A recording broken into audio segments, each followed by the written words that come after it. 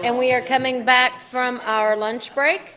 It is 12:35, and we are going to be moving into our CIP and bond referendum discussion. Actually, no, we're not. We're going to go back and look at our 5-year forecast update.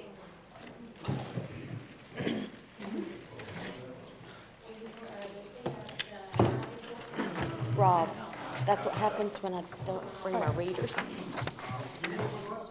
No, I'm good. No, thank you.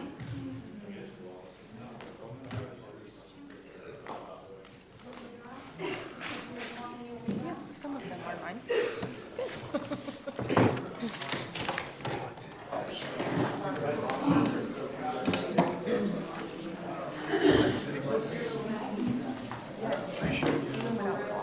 I know it works there. You got it? Yeah, ready to go? We are ready to go. We Floor is waiting on yours. MJ? I'm messing. So we're going to jump into sort of 5-year financial forecast, CIP. And the way this sheet works, first of all, let me just say, when I first got here, one of the things I made sure Jackie used her expertise on, and I give her all the credit for this, is let's build a 5-year financial forecast with a financial model behind it that pulls in all the different revenues and expenses and the projects and all the different things you hear Patty talk about and sort of fit into one spreadsheet you'll see here in a little bit. What you see in front of you right now is a CIP, but tied into that, I mean, all the different sales, she creates a 5-year financial forecast that, you know, if you're running a business, it would be something similar you'd want to see in a business so you can project out. Obviously, numbers change over time, et cetera. You got to estimate these things, and I think you heard Stephen and Kevin talk about, until we bid the project, you know, these numbers are not right. I just promise you they won't be right until they bid it out. But it gives you a good snapshot and allows you to plan ahead, you know, budget ahead for future years and try to make some decisions on that, whether you do a referendum, whether you raise a tax rate, et cetera. So I'm going to, at first, just sort of focus on the CIP, and then we'll jump into the 5-year financial forecast because obviously capital projects are the big ticket items that drive a lot of this. And Stephen went through a lot of these projects, and I'm going to maybe turn this thing around so I can see it up there too, and I'll see it on my screen. But so I won't spend a lot of time on the individual project unless you say, Anthony, please explain that to me exactly what that project is. So in your budget packages, and we'll have all this stuff online, the presentations that you saw yesterday and today will be uploaded this afternoon, I assume, Kim? Available to the public, et cetera, for you to print them off, write on them, do whatever you want. And then also behind each one of these actual projects is a description. So there's an individual description for Gilead Road West and what's entailed there, Main Street upgrade, et cetera, et cetera, et cetera, that gives you a little more in-depth detail on each project. If I did that for every one of these projects, we'd probably be here tomorrow at 5 o'clock, you know, going through each one of those. But we will stop and go through any of them that you want, so you tell me. You're going to see a lot of these projects on there this year, next year, and some of them may be on here 15 years from now. Some of these projects take that long. 73 is probably a good project that I'm sure a lot of folks, we've been talking about that project, which is a DOT project for 20 plus years. And it's still not built yet, and it may get built 5, 6, 7 years from now.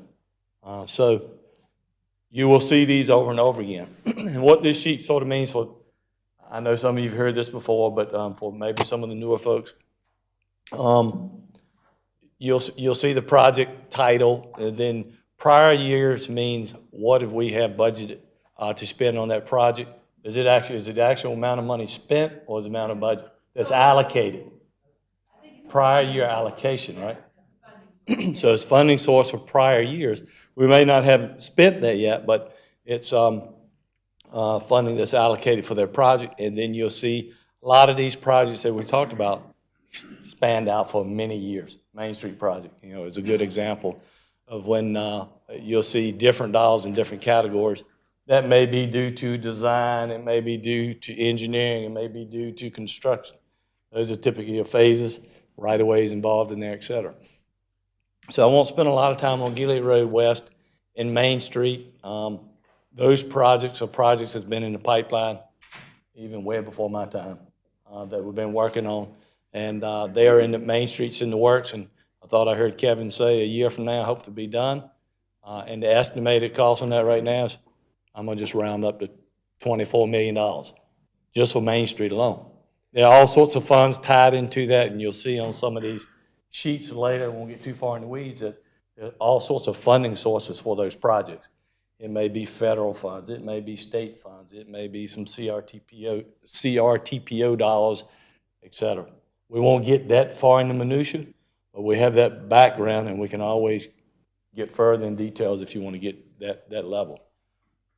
But what I would have you focus on is we are focusing on FY23 is where, we'll be talking about budget.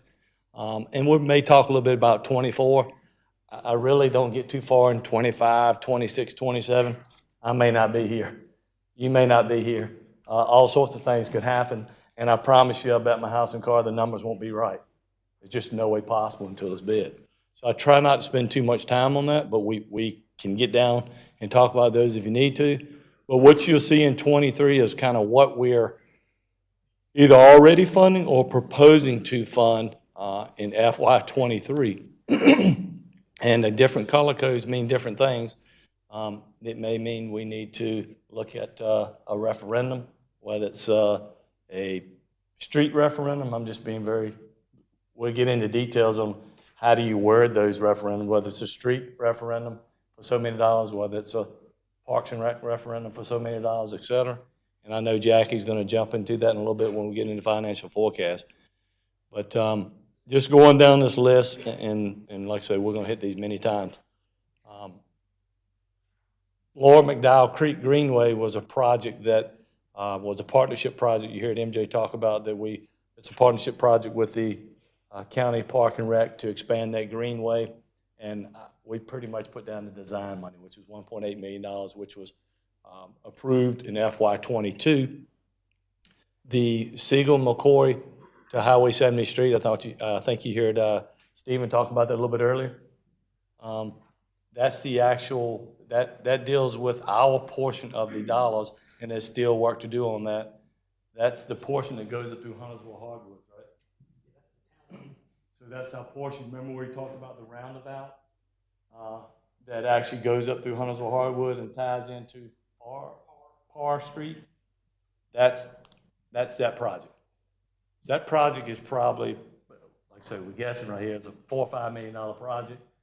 I don't know on their end, and this may be our portion to partner with them. This is still to be worked out, Stephen, because we don't have a final plan back what they're asking for us to do, but there will be some portion of that the town will have to partner with to make that project happen. Otherwise, they do not have to do that road, depending on who you ask, through their project. They could just do a driveway into their project and tie into the 300,000 square foot building around that they're proposing to put there. It's a lot bigger than that. It's actually 600,000, I think, if I recall. So 600,000 plus square foot building that would be going there is what I'm hearing. I hadn't seen the plan yet, but the Business Journal says it's 600 to 700,000 square feet project, and they would basically just tie the road and then do whatever simple road improvements they need to do. But on our CIP list, ultimately, we would want a road to go literally from Commerce Station.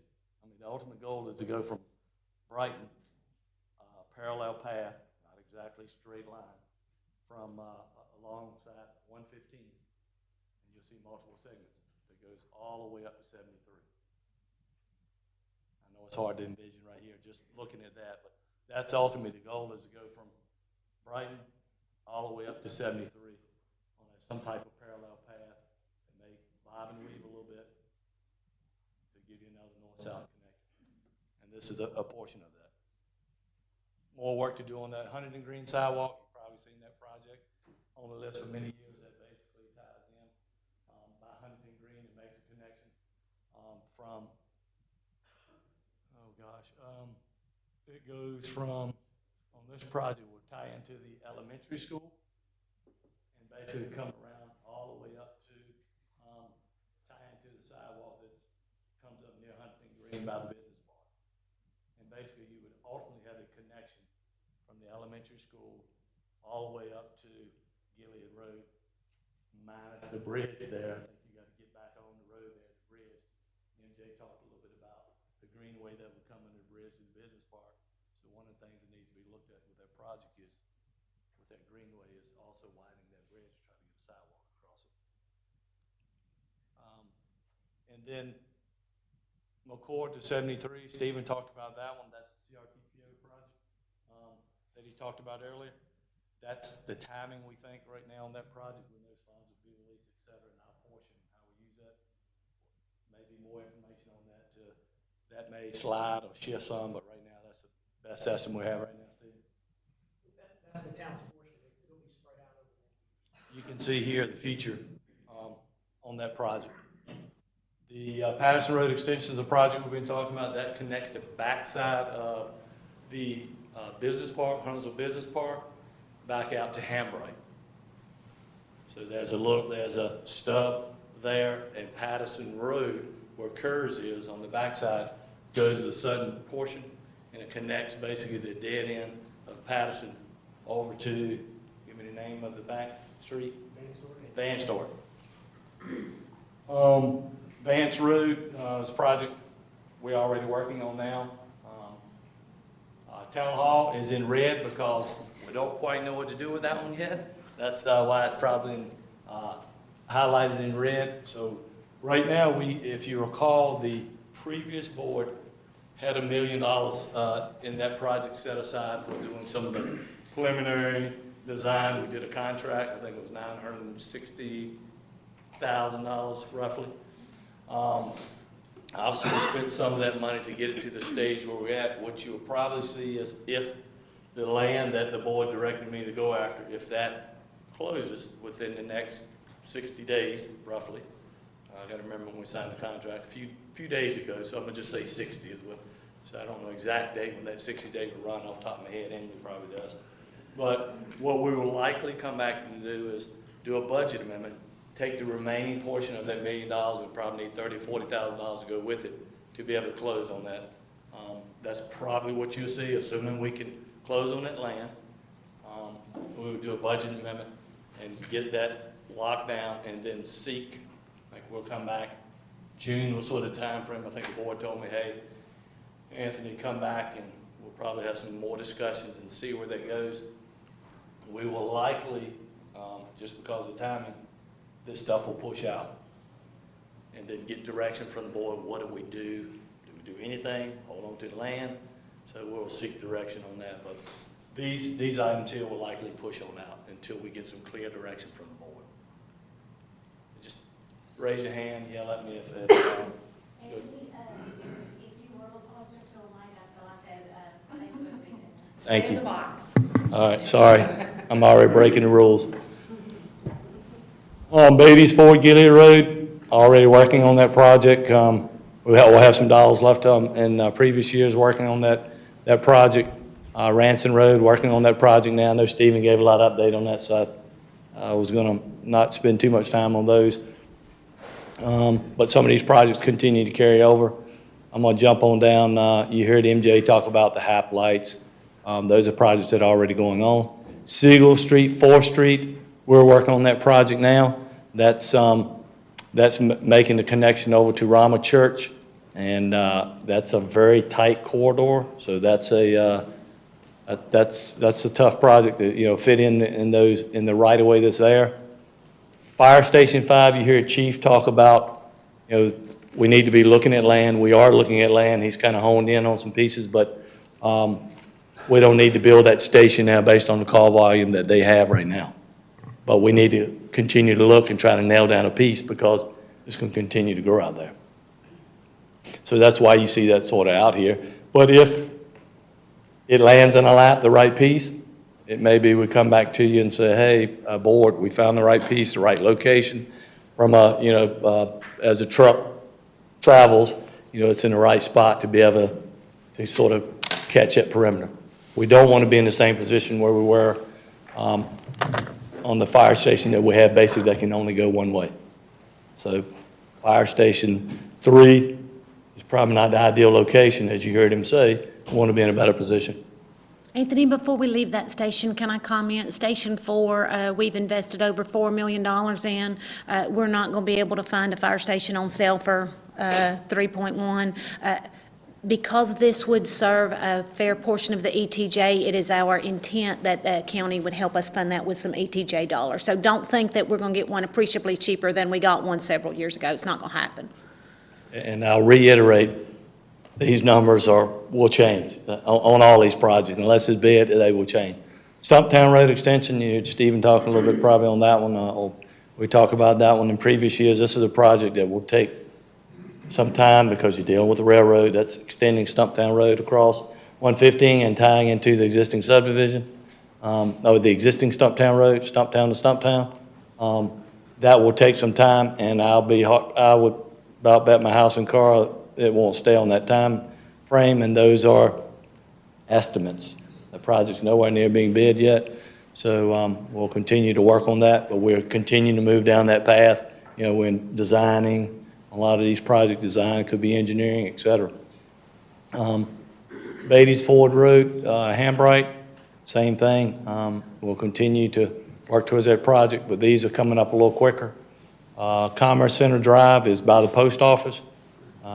That's taking the existing, coming off of Holbrooks and Holbrook, not Holbrooks, right?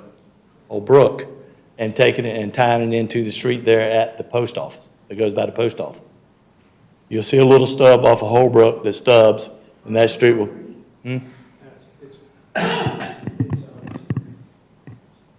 So it literally ties into the little street that goes down by the post office that will tie into the Arrowhova roundabout and come back out on 21. So that project is sorry. I'm at here. That project will continue to move forward. And some of that will sort of tie in and work into Arrowhova to make sure 21 Arrowhova and all that stuff ties together. Farrelltown Parkway continue to, Quick question on that one. Is that still planned for a roundabout? That Commerce Center? No. So maybe it's part of the future NCDOT Gilead Road project. Okay, thank you. Farrelltown Parkway to Rama Church. You probably saw some maps before on that. That this is existing subdivision out there that has right-of-way allocated, and they're building houses like crazy out there. This will tie into Rama Church. There's some turning lane improvements. Still a lot more, like I say, estimates here. So those numbers are sure not right. Like I said, we'll continue to blow through these, but when it really hits the road here in a little bit is when Jackie steps up and we start talking money and how we pay for them. So don't get too excited yet. Same thing, David Kinney Farm connection. That's trying to connect from over within Burkdale and connect out to 73 by David Kinney Farm Road. That's one of the projects at 73 when it gets built. You're not going to be able to do left in. Right. You'll be right in, right out, mostly on 73 if you're on that side of the street. You remember you're going to have concrete medians up and down 73. You're not just going to have free flow movement. Let's see. Gibson Park Phase 2, I think. You missed oh. Beatty's Ford McCoy. Yeah. Beatty's Ford McCoy Road. It's another project that Stephen and them are looking at.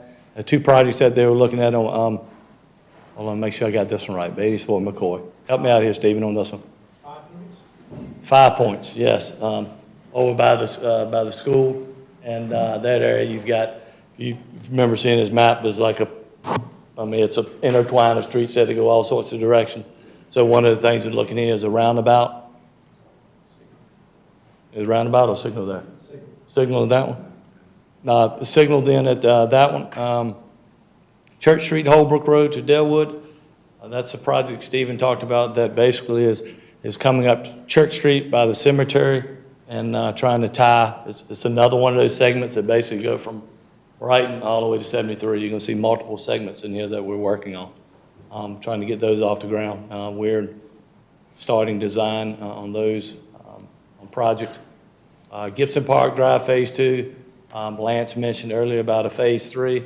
Phase 2 they're working on now. That's literally from the railroad track over to the first entrance. What's it, you remember the name of that street?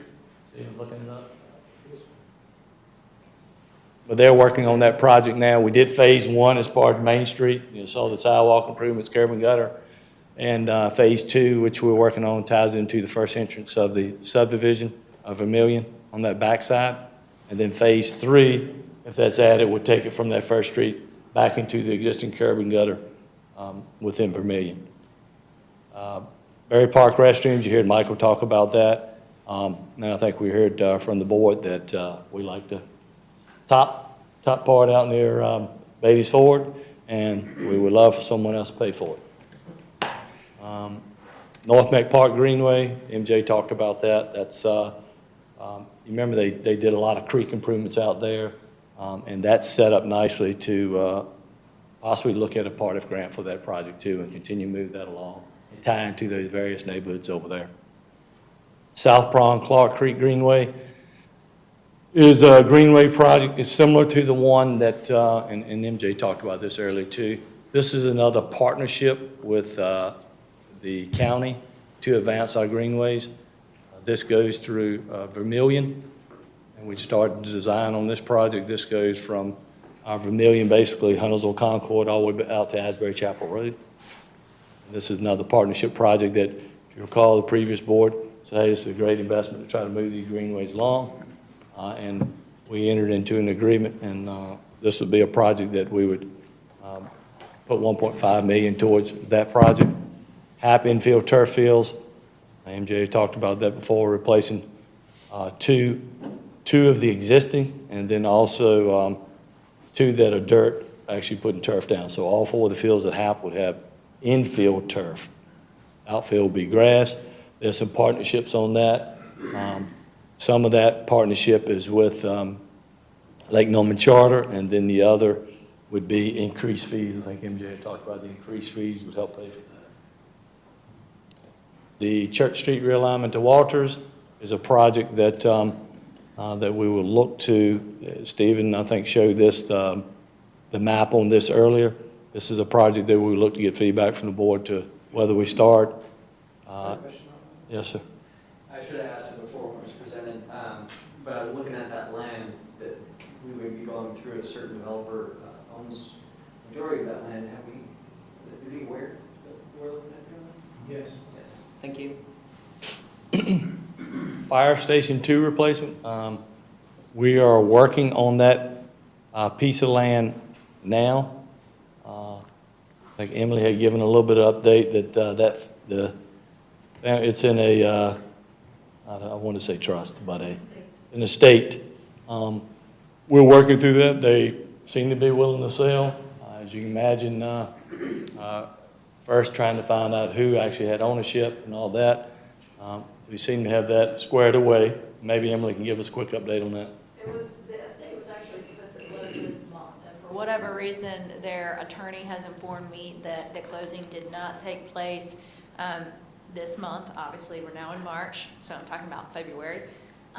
But he also needed to take some steps in order to be able to sell the property while the estate remains open. And the last time I had spoken with him, he had not yet complied with those requirements, but informed me that he would let me know as soon as he had, and that the family still is on board with selling the property. So really, we're just waiting on an update from their attorney.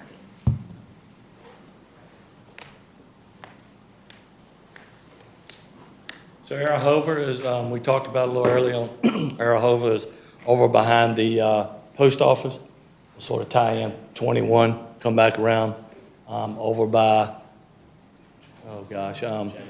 James's Funeral Home. Yes, funeral home, the boxing place, the bank, credit union, and come on back out by the post office. That's our portion of funding of that project through the state. Beatty's Ford Neck Road, Stephen showed you that project earlier, some turning lane improvements, et cetera, out there to get that project rolling off the ground. is what, right now in the FY '23, anything you see in that column FY '23, scroll back up a little bit, Jackie. Anything you see in that column FY '23 is right now either something that we're already moving forward with or something we propose in this budget at this moment that we would fund based on either engineering feedback, park and rec feedback, et cetera. Anthony, Yes, sir. what's the timeline for the Neck Road and Eastwood Road project? Go back down to that one, Jackie. The neck road. So we have that, if Stephen and them, if the board said, hey, let's move forward with funding that project, we would start design in FY '23, some of the preliminary work design in FY '23. And what we have proposed right now, if the board moved this project through and we had funding for that project, it would be FY '25 before we would probably complete, FY '25, '26 before we complete that project. Is there in any way, shape, or form that some form of tourism dollars could pay for that? Like if we did traffic counts during the Loch Lomond games, the Brewers Music Fest, and then did traffic counts when other events weren't taking place to show that that road gets worn out specifically for tourist events versus standard I would say traffic? possibly yes, but we've got so many projects and to use tourism dollars on, we'd probably use tourism dollars maybe for something else. Or more of let's just say a Berry Park, I'm just picking on that one. Because there's so much activity, we would probably most likely use transportation dollars or whatever towards the road project and then. So the restrooms at Berry Park could be tourism dollars because of the facts and figures like Visit Lake Morgan has for that? But hopefully it's gonna be free. Well, I mean, fingers flipped crossed, you know, a free as me. But I'm just wondering Neck Road and Beatty's Ford, because that road primarily is for tourist events. And I don't know if that's where I need to go to Visit Lake Norman and ask them for hotel room figures from events and anything that could potentially help. Like, I know we have road dollars, but we got a lot of road projects up here, so if we can find ways to offset in other places. So you'll see when we get down in the weeds of how we're proposing to fund those. You know, there's some smart thinking behind all that of why we may use this pot of money or that pot of money for these various projects. But the answer to your questions on both of those are possibly yes, tourism. I don't think that's how we propose the funding in here, because I see the green on that particular Neck Road project. So there's some color coding and reason, and we'll get into that. But the answer to your questions, yes, we could. When we did the budget amendment to pay one of the, Michael, which is the project that we did a budget amendment this fiscal year to pay $1.8 million for a Greenway project? That lower one down. We said 800,000 of that we would take out of tourism dollars. So we've begun to do a mix of general fund dollars and tourism dollars for some capital projects. And Jackie, just real quick, just show me the ones that are, it's probably right there where you got it, in 24 that not already in 23. So there's probably just a few more projects. Oh, right here. Yeah, right there. So I'll just hit those and then I'll be quiet because I know we've got a lot of other things to talk about. And we're going to be talking about these for quite some time. So MJ has in FY '24, obviously that's not what we'll be budgeting for right now, but in '24, and these things, like I say, some of these projects will move and slide. Parkland acquisition for $2 million. I don't know what that buys you. You remember it showing the various dots on the map of where we need parkland? This is a placeholder to look at acquiring some parkland. The McCoy and Hambright and the McCoy and McElwain, Stephen and them have started, I think, design on those sort of intersections on, you know, should it be a roundabout there, et cetera. They're looking at what that may look like. But once we sort of figure that out, the actual construction part of that, right-of-way construction part, may get a little right-of-way in the prior year's numbers, but the actual construction part of that, we've pushed out to 24 for those two projects. And then Holbrook Park expansion, you heard Michael talk about, you know, that's the Central Park of New York, is our Central Park of Huntsville. Holbrook is what he would say. And So potentially looking at opportunities to expand there. And we are looking at some land that, for various purposes, that is just north of, just north of Town Hall here on 115. There's some land for sale. We're doing some preliminary looks at that just to see if there's opportunities there, from stormwater to parkland expansion, et cetera. And then the last one or two is, looks like North Meck Splash Pad. Right now, we have an FY 24 as a possibility. And then the park in Huntersville Greenway, which you heard him talk a little bit about. This is phased in over years because there's some several dollars added into that. And that was a very, very quick run through of those projects just in 23 and 24. Once you get on out there, it'd probably be a waste of time and energy unless you want to slide those projects up to the front, but we've got to figure out how to pay for them. That's the big thing that we've got to have some major discussion on. I apologize for my voice. That baseball game last night wore me out, so. So Anthony uses Stephen as a crutch to remind you of projects, and I'll use Patty as a crutch. I'm not going to remember all those projects. I'm very thankful that they went through them because you ought to know what you're investing in, right? Because you're investing in assets of the town. So if memory serves, the first project was on row 12, and Patty, does this not go through row 64? And so there's going to be some projects on there you love, and I suspect there's going to be some projects on there you think, no way in the world I'll vote to fund that. And so this is how I think of it. Patty, will you please sum the cost estimate from 23 through 27? So your 5-year CIP, 23, 24, 25, 26, and 27, sums to, I'm going to call it $110 million. 109,657, that's $110 million. The 17 million, the 43 million in 24, clearly that's driven by that number in town hall. So theoretically, what if you're saying, no way in the world I'd vote for 15 additional dollars on town hall? Go in, we will send this document out to you by Friday, I hope, Bobby, in Excel format. In my opinion, very, very few places will send this out in Excel format. Most places would do it in PDF as if it were some blessed and permanent version. I don't want you to look at it as permanent. As Anthony says, everything in there is a moving number. We've probably estimated many of them low because of the rate at which construction prices are climbing.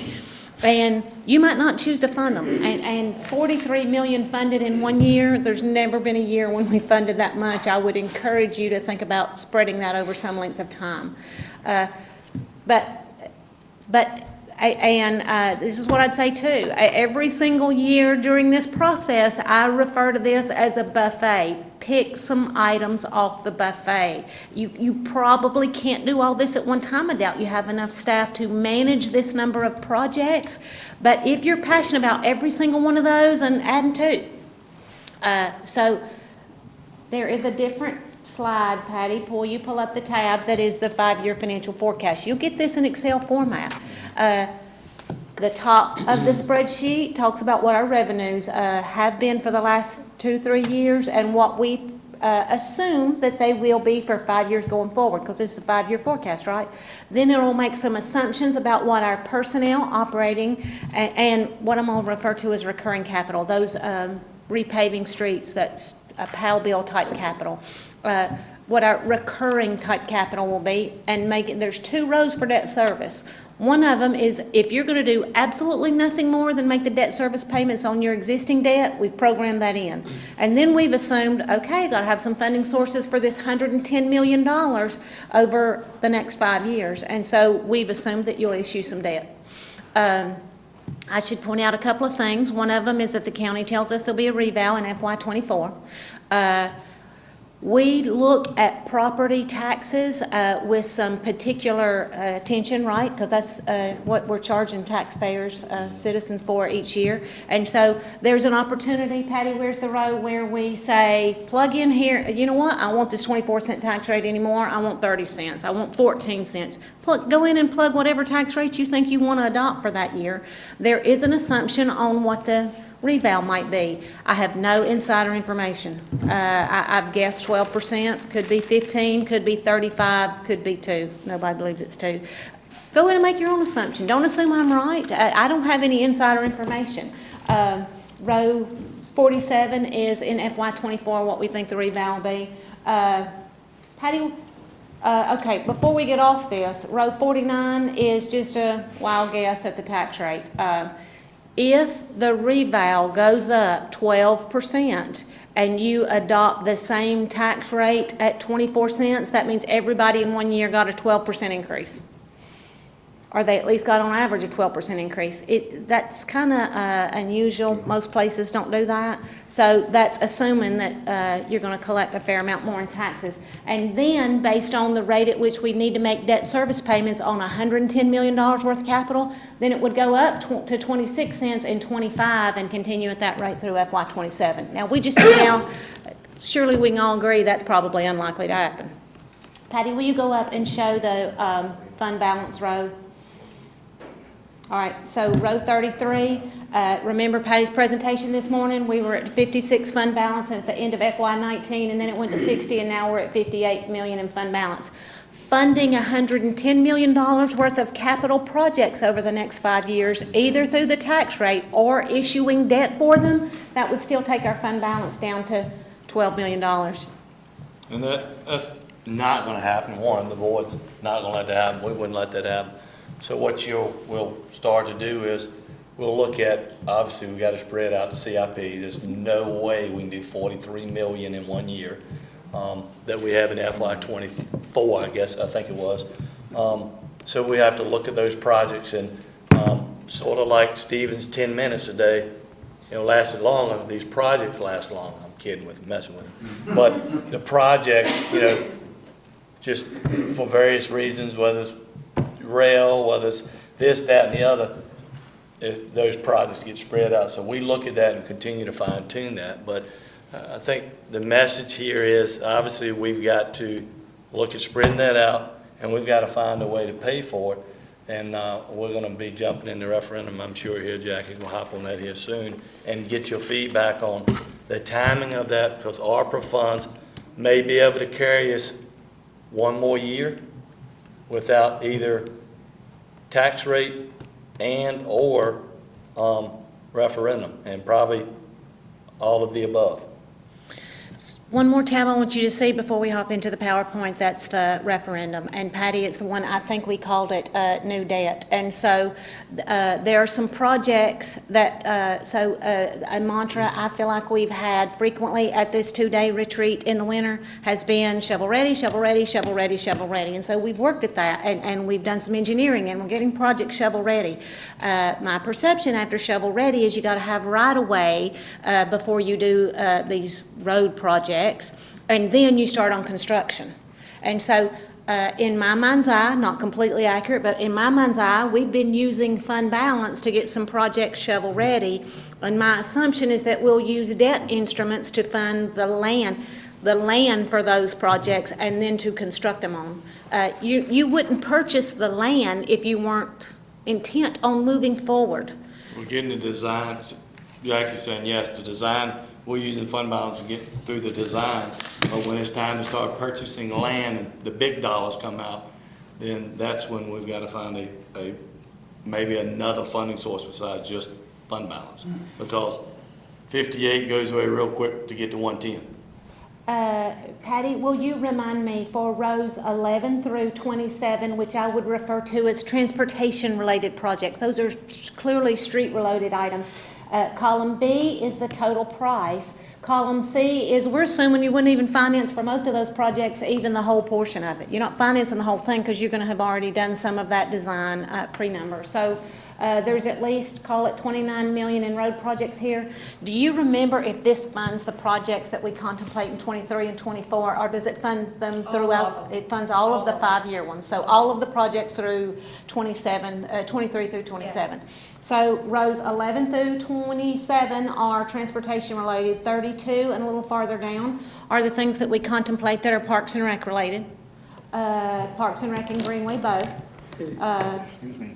Yeah. 42 and 44. I think they're here. I said, excuse me. No, I burped.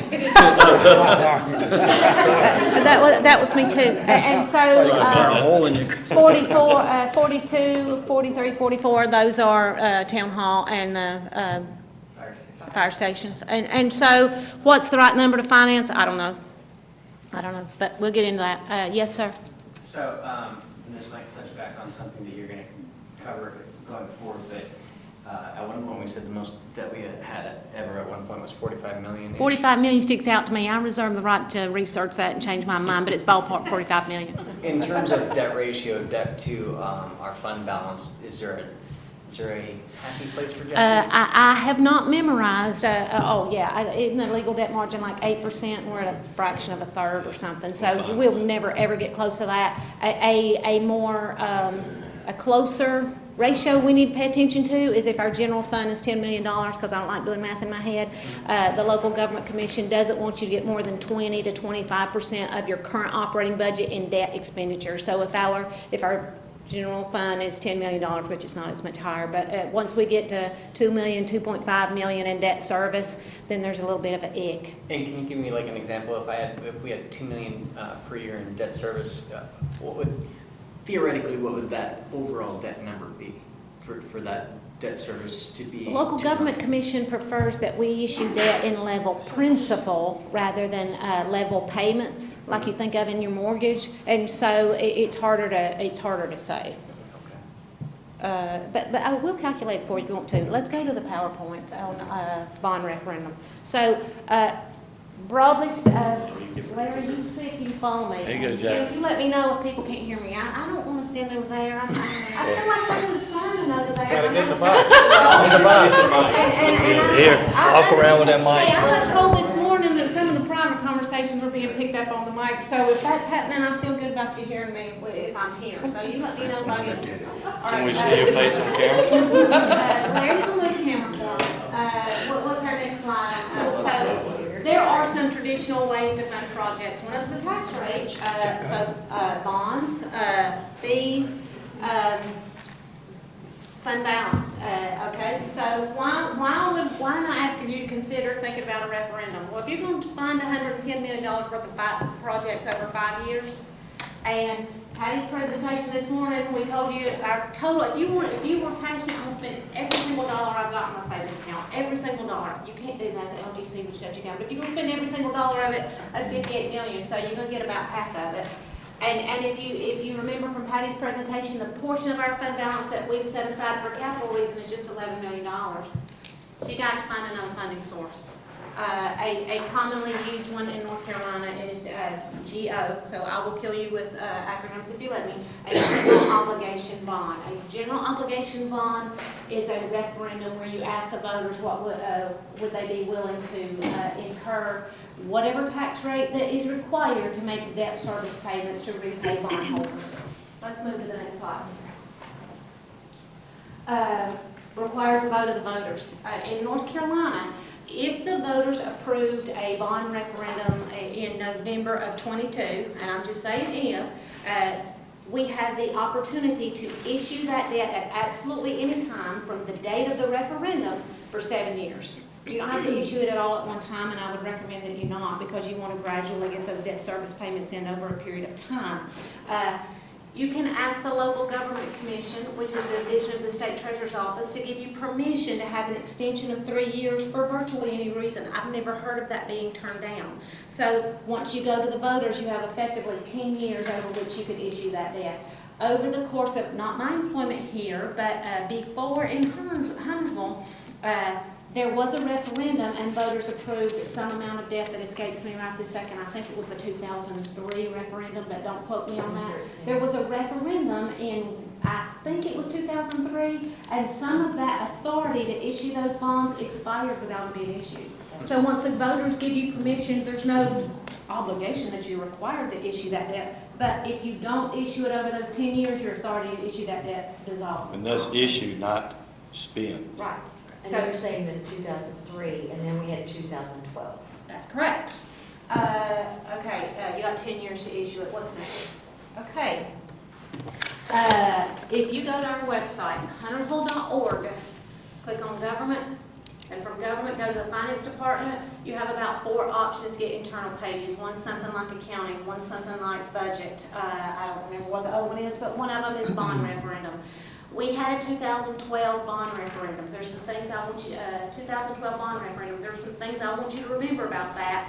We've had different web vendors over the course of my 6 years of employment here, and I've been kind of whining, hey Kim, I don't care if nobody's looking at one of our 1,200 pages, I gotta keep these pages, important to me, I want it to be a resource that we keep there.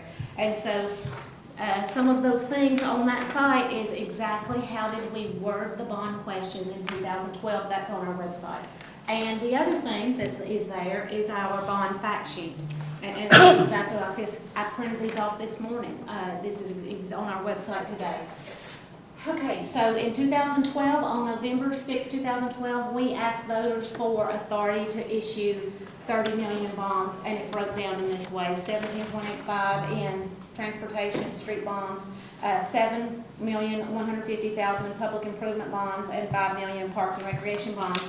And here's the ratio of which, what voters approve that: 65%, 66, 68. Please don't believe me because I'm a loser.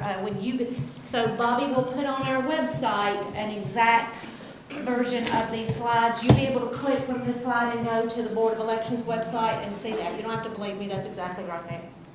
I go to places like that because I like to see who else has done a bond referendum, how frequently, and what did their voters say. Hey Jackie, before we move on, could you talk about what we use those dollars for? I know it's listed at like 5 million for parks and rec bonds, but for example, we built the rec center. Absolutely, I would say that's Maybe we use Veterans Park, yes, thank you for the help of here from Amen Corner. I need to talk about that for a different reason too. So the 17.85, we will have used on transportation projects. 7.15 million, this bond sheet suggested that our intent was to build Fire Station, I'm gonna call it Fire Station 4, and the redo of Fire Station 2 with it. We didn't do that. You're going to be you were recommended to be very purposeful in how you word a bond question. The 7,150,000 bond question was worded, shall authorize 7,150,000 of the full faith and credit of the local government to use for capital costs for public improvement of the town, including the construction of firefighting facilities, improvements to existing administration and public safety facilities. So theoretically, we could have used it to expand this town hall. We didn't and haven't. Here's what we used it for. And the construction of streetscape, pedestrian improvements, sidewalks, curbs, gutters, drains, bridges, overpasses, underpasses, grade crossings, lighting, traffic control, signals, markers. We worded that, I'm going to refer to it, ambivalently enough to be able to use it for some street projects. I'll tell you something else too. In the transportation bonds, it was worded in such a way that it could be used for non-motorized transportation. So that would allow us to do sidewalks, and that would allow us to do greenways. And so you need to be very specific, and not necessarily specific, but purposeful in how you word the bond question, because you've got to spend it exactly the way the voters approved that you would spend it. And I would say too, in regards to the public improvement bonds, when we said fire stations, right? Yep. And then that Fire Station 4 came in way over budget, Yep. right? We were still able to build it, and then we're still able to use those dollars to improve the some of the road infrastructure, et cetera, around it. So the reason I say it's contemplated we would do 4 and 2 with it is on that 2-page bond facts. Here's what we think we'll do with the money is we said possible, so there's some legal wiggle room, right? Possible public facilities and town center improvements, potential projects under new Fire Station number 4 to serve southwestern portion of the town, and building the replacement for Fire Station 2, which is unable to grow to meet service needs due to various utility easements. That's what we told voters was a possible use of those bonds. When you put together a fact sheet similar to this, and you should, on what you're likely to spend the bonds for, voters are going to ask you what is the impact on the tax rate. They should. And so what we told voters in 2012 was ability to pay. Up to 5%. It is anticipated, worst-case impact over 7 years would be a total of a 5-cent tax increase to fund bond projects and their operating impact. And what did we raise it to? If memory serves, and I wasn't here in 12, but at the point where the voters approved this, it would have been in the middle of FY13. Our FY13 tax rate was 28.25, 28.25, and it went up to 30.5, so I would argue 2.25 cents. Of course, it's gonna We make had a that. reval since then, and so it's kind of But rebounds. casserole. Next slide, please. I put it against the ribs. Danny Phillips. So here's a link to this voter information, that's what this second link is. Technology might not serve us 100% of the time, but voters, how we deliver information to our citizens has evolved, and they like information that's not always in the format of a front and back, black and white bond fact sheet. So we need to plagiarize the folks who have done a really good job. There is a video here, it's 3 minutes and 48 seconds. Watch the whole thing if it works. If it doesn't, watch it on your own, because I think Apex did a really good job of describing to their citizens what they should be voting on. Have we got volume? Can we do volume? We had volume earlier. Hey, Margaret, how are you today? Look at this map. So Apex gets really specific and says, hey, we're gonna issue this amount of bonds, and we're gonna use it in here, we're gonna use it at this spot, we're gonna use it in that spot. Once you get the volume, don't listen to me for 3.48 seconds, 3 minutes and 48 seconds. You gotta watch this video. They did a really good job. We've got people now that can help us do a good job like Apex did. So I think the moral of the story is we have to consider a referendum, either November 2022 or November 2023. You can throw the town hall and push it out 20 years if you want to, but a lot of these road projects and everything else, and I'm just, pick that one project, that's not gonna save the day. There are some important questions you should need a little bit of time to digest and think about. And so one of them is how much, right? You've kind of hinted already, how much? I don't know. If you add up some of those projects, all right, so I've talked to our financial advisor, and I think he put together for us, what if we issued 50 million and issued part of it twice over 7 years?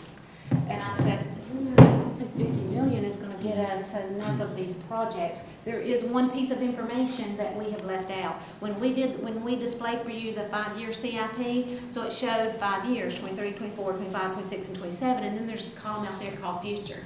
And so if a project got put in that future column, we've not even speculated a funding source for it. That was 200 million if I recall. Okay, so what's like 50 million sounds huge. 50 million sounds like a gigantic number, but the most we've ever had outstanding at one time is 45 million. Jackie, are you crazy? Why would you suggest 50 million or a number even higher? Well, if it's going to be debt that you issue over the course of 10 years, not just 7, think about it. I don't know what the right number is, and what's all equally as important as what category do you put it in. How much of it would be Parks and Rec? How much of it would be transportation? Would you call Parks and Rec and Greenway? Would transportation include that non-motorized this time? There are thoughtful questions you should think about. Our financial advisor did because I asked him. Here's 41 pages. He calculates what could you afford. Calculates it different than I do. The way I think of what can you afford is, remember I said the local government commission wants us to issue debt service payments with level principal. And so when you have less principal outstanding each year, your interest payments are going down. So your highest payment is in that first year, and then it goes down just a little bit each year. And so whatever amount it went down, if it goes down $50,000 a year, I think of that $50,000 that we're not having to pay in debt service is how we're going to balance the budget and pay additional salaries and put up cameras and pay for insert appropriate thing here, how are we gonna fund greenways, or what are we gonna do with cybersecurity, or, I think of that, how much our debt service payment went down as that. That's not the way he thinks of it. He, in his mind's eye, once you dedicate $1 of debt service in one budget year, you must be willing to do that in every year in perpetuity. So if you're making $5 million in debt service payments this year, if you layer the debt in over the course of a couple of years and continue to continue to dedicate in your budget the same amount you did in the previous year, I just said a bunch of words. So long story short, if you issued 66 million over the course of about 6 years, every other year, he suggests that you could get away with a tax increase of somewhere between 3 and I'm gonna call it 3 to 5 cents. I think it's 3.15 to 4.71, but call it 3 to 5 cents. Does that factor in the rebound? No. He ignores reval because theoretically, if a penny generates $1 million, even after the reval, if you were revenue neutral, still generate $1 million. Was there anything left on that last slide that I didn't do? Ooh. Here's something else I want you to think about. I view it as political, and staff tries to stay out of politics. Do you want to ask for the referendum on a federal election year when you're not running for re-election? Theoretically, more people to come out to vote in a federal election year, even if it's not a presidential election. 2012 would have been a presidential election year. What do you want to do? Talk to me, sister. Okay, so here's my thing. It is political. And this year will be an election, but it's a federal election. Therefore, your lovely political parties will take a side on this issue. They will hand out literature, they will promote it, and therefore they pervert the facts. We're the ones who will be making this shot. I think that it's very cowardice of us to put this on any election but one we're running in. Because if we're gonna be the ones who make these calls, we should be the ones who have our names on the ballot with bonds. Like, I really do feel, otherwise I feel like we're being cowards and we're throwing it at this election and then running away the next year saying, oh, that was enough. There is board, so the board will have to take action and approve of the way bond questions are worded. So you will be taking some action either way, either to, I mean, just let the voters decide. So we could put our names in the questions. I don't think our town council. These questions are from the board of, Yeah. So I'm gonna say 2 more things that sounds like opposite pieces of advice, but think about it. Everybody hears the same thing I do. We think interest rates have bottomed out, we think they're going up. So we think the Fed's raising interest rates. So if you don't put it on the November of 22 ballot, then the earliest you're gonna be able to issue will be in February. So it's gonna take a minimum of 3 months after the voters approve it to get it issued. So do you need the money for the project so fast that 1 year would be punitive, and we believe interest rates is going up, so you want to be you might want to be in a hurry to issue it? An alternative theory to that is we issued bonds most recently in February of 2020, and we still have over 10 million of that we've not been able to spend yet because we're not that far along in the project. And so are you going to go back to the voters and ask for more money when you haven't spent what you got? And I think that the number, if what we have on our books is over $10 million, I think the local government commission will say, yeah, I don't think we're ready. So interest rates are going up. At what rate are we spending it? It's tough. But also that whole CIP list, like, this is where we make the tough calls. Like, I would love to give everybody rainbows, unicorns, and puppies, but we can't do it. This is where we need to get in there with red pens, make the hard calls. For example, for me, something I wrote down was like, there's $2 million to acquire parks, but yet, like, you know, Holbrook's Park is like gonna be over 2-point-something million. So why wouldn't we hone in and focus on the projects we already have, make them better than going around and starting a bunch of new things? Like, why wouldn't we hone in and fix the things we already have? Like, take them top of the line and then go from there. Because who knows, next year the economy might bottom out and then we can acquire land out of steel. Mayor, one of the things we would do, Stacy, is sort of based on your feedback on referendum, we're gonna have to do a referendum, or things are gonna shut down. I mean, you just cannot even possibly pay for half of it. I mean, you can't take 58 down to 0. So even if you cut it down, even 110, if you cut it down to 30 million, I mean, you've got to figure a way, you can't drop 58 down to 28 and still be good. So pay attention to 2 of the 41 pages. So our financial advisor said if you issue 66 million in 2 tranches, one in 23 and one in 25. I have 3 pages, I'm sorry. No, it's getting complicated. So 4.71, if you only raise enough to make the debt service payments each year. There is what I would affectionately refer to as the school system model. And so in accounting, because we don't have responsibility for the school system here, it's not unusual when a county puts a referendum on for schools that would immediately, once the voters approve it, they increase the tax rate immediately before they have time to get the school built, so that they get money put in what I'm going to refer to as a kitty to be able to make that debt service payment. So if you issue all at one time, rather than raise over the course of the 2 issues, then it's only. Quick question on, won't go too far down the road of timing, but hypothetically, we pass a referendum, say for $50 million, you're not gonna issue that all at once. Please no. Right. I could spend 50 at one time, so why would I be paying interest on debt when I could get this project fully? Right, so, and to that point, we have, if we have 10 million already sitting here, we have 50 million approved. Now, we've already issued that 10, so we Yes. got that cash here, and we dedicated it to projects that just haven't required we make that cash flow commitment yet. Right, but I guess my question is more, interest rate is absolutely a factor, and I'm fully on board with you that I feel we're going up. But we wouldn't necessarily issue the bonds or try and get financing for them right away. We would still be waiting because we don't have the immediate Right. need per se. So on the day the voters approve it, then they become authorized but unissued.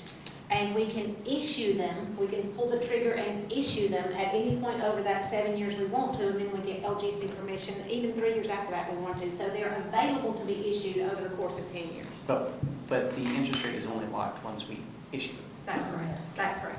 So if you think about it, if the board says, yeah, we'd be interested in maybe doing a referendum November of '23, funds come available February of '24, right? Yes. February '24. So from now to then, we're gonna be rolling through some dollars on these projects, that's get a little bit of time. So about that time, you're gonna be ready to, issue, we're gonna need those dollars. But even though we're locked in to the interest rate, like Lance said, the cost of doing business, materials, and labor are going up also. So therefore, we'd be spending more money, but at a lower interest rate. So let's. Hypothetically. Yes. Let's transition to Bobby, but I gotta weasel into Bobby's time just a little bit. So a potential opportunity to offset some of the cost of these capital projects is ARPA, right? Yes. I'll bet the Institute of Government has had a minimum of 100 calls on how to appropriately and legally spend ARPA money. And I promise you, I've attended no more than 4 of them. I want you to take away, I think it's complicated and it's frustrating and our situation is so unique. Take away these 2 pieces of my understanding. Commissioner Partee has a question. Jackie, what transportation projects, how is the infrastructure bill going to fit into supplementing some of the costs, the new signed infrastructure bill? Are we entitled to any of that money? Only what the ARPA funds, now we can go after some of those Right. pots of dollars. It'll be a competition for those pots of dollars. A lot of them are probably gonna be, we're gonna be competing with everybody, and some of those projects will probably flow through CRTPO for the larger pots. Yet to be determined, I don't know if Stephen's got anything to add to that, but ARPA is the only dollars we know we're gonna get, the rest of them is gonna be super competitive. If I recall the presentation, and I sent it all to you, from CRTPO, I believe it was, I can't remember if it was a 20% or a 50% matching for any of those funds for infrastructure. And it's diluted, it's not truly 1.2 billion that's coming around. It's, once it gets down to our area, it's not even all going to transportation. A lot of it's going to Rail and all sorts. businesses and other things. I mean, the railroad's got their pockets in it, so it won't be as big as the media or anybody's thinking at one point too. Excuse me. Yes, sir. Commissioner Booth? Yes, I'd just like to go back to 2015. It was the first time I came to a retreat. Janet Stoner was right up here giving a presentation, almost exactly the same script, the same players, Stumptown Road Extension, Siegel Street, Walter Street, almost exactly the same thing. And the town at that time said we will have to do a bond referendum in 2016 and 2 tax increases in 2016. And then go ahead, 7 years later, we did not increase taxes and we haven't really issued any bonds. So I don't see what the need is except for, we got to slow things down and start cutting some things out. So I will tell you, just to piggyback on that, the problem is we've never started to get projects shovel-ready. I'm telling you, the funds are going to start to roll. So you heard Jackie say, and maybe y'all need to hit me over the head with a hammer and I'll leave. The town has never dipped into fund balance. Not an issue that we did because it got up to $60 million. But it is going to go that way now because we have projects shovel-ready. We've designed them. Now the big money is going to come out right away and build them. And it's not 100,000, 200,000, it's millions, and it's going to start to go that way. So I don't know what Janet and every other manager told you, and I'm sure they had good reasons, but once you get them to this stage, the money is going to start to go that way. It has no choice unless you just shut them down. Once you get to that phase, and that's where you have to make a decision. We're good for another year. ARPA's going to help us. But you're going to have to consider, you don't have to make that decision today, you don't have to make it next month, but you're going to eventually have to decide, and it sounds like, just reading the tea leaves, that if, it's a big if we were to do a referendum, we probably need to look at that more 23. You still got time, so next year, if that's the tea leaves, next year you'll hear a referendum again, you'll see how we're getting along, and is Anthony right, are we spending down money or not? And you'll be able to make that decision. We're just trying to get way ahead of the game to warn you it's coming, because the big dollars are going to start to come out on these projects once you start putting shovels in the ground. No. I invite you to consider you didn't increase the tax rate for those projects, and you've not delivered those projects either. And we did not, I've been here 6 years-ish, it's 2 months short. When I first got here, we didn't budget to spend fund balance on capital projects in the initial adoption of the budget, and we started doing that. And when the project takes so long to get off the ground, we didn't get the project spent at year end. We have rolled our authority to incur that project over into the next year, so that funding's still available to do it in the next year. And so in the event that we're able to deliver the project to be ready, to be shovel ready, that spending will go down. That spending will cause fund balance to go down. The board for 6 years has pushed shovel ready, shovel ready, shovel ready. Get those projects lined up and ready to go. That is what you've heard. Is that correct? For staff, that's what you heard. Shovel ready, shovel ready. We knew that at some point the chickens were going to come home to roost, and when we got to construction time, we were going to have to step up and fund those projects. We have teed them up. We've spent millions of dollars to tee them up. Now you're on the precipice, and now this board, you can look at it as you're lucky or you're not, who get to then control that next step. But this is something that you all are going to have to sit back and weigh very carefully, because it is the future of our community and it affects the quality of life that we all experience. These transportation projects in particular, we've talked about for more than a decade. They're now here, ready to go. Almost. Just ready to stick the shovel in the ground. Okay, like 73. So we have So the board's gonna have to figure this out.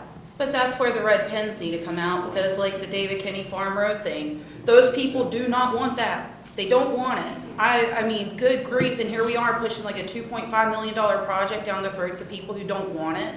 Why aren't we revisiting stuff like that to say, is this really, really necessary?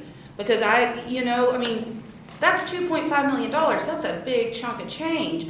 And to have the bulk of the citizens who are directly impacted say, please God, don't do this to us, why wouldn't we step back and say, you know what, let's take that money, spend it over here, and then maybe in a few years they change their tune and then we move back to that project. I would just argue that project's been on the CIP since since 2011. And the people have hated it since then too. That being said, that project, if we're not proactive in putting that project in, once 73 is widened, they're gonna be looking at the board and at the town going, why weren't you proactive in giving us an outlet? So it's gonna, that one in particular is a catch-22. Commissioner Munger, did you have a question, statement? I mean, just a couple broad rates. I mean, there's $110 million worth of road projects that we know. I mean, maybe we don't only get, let's say we only do half, $55 million. We don't have the $55 million.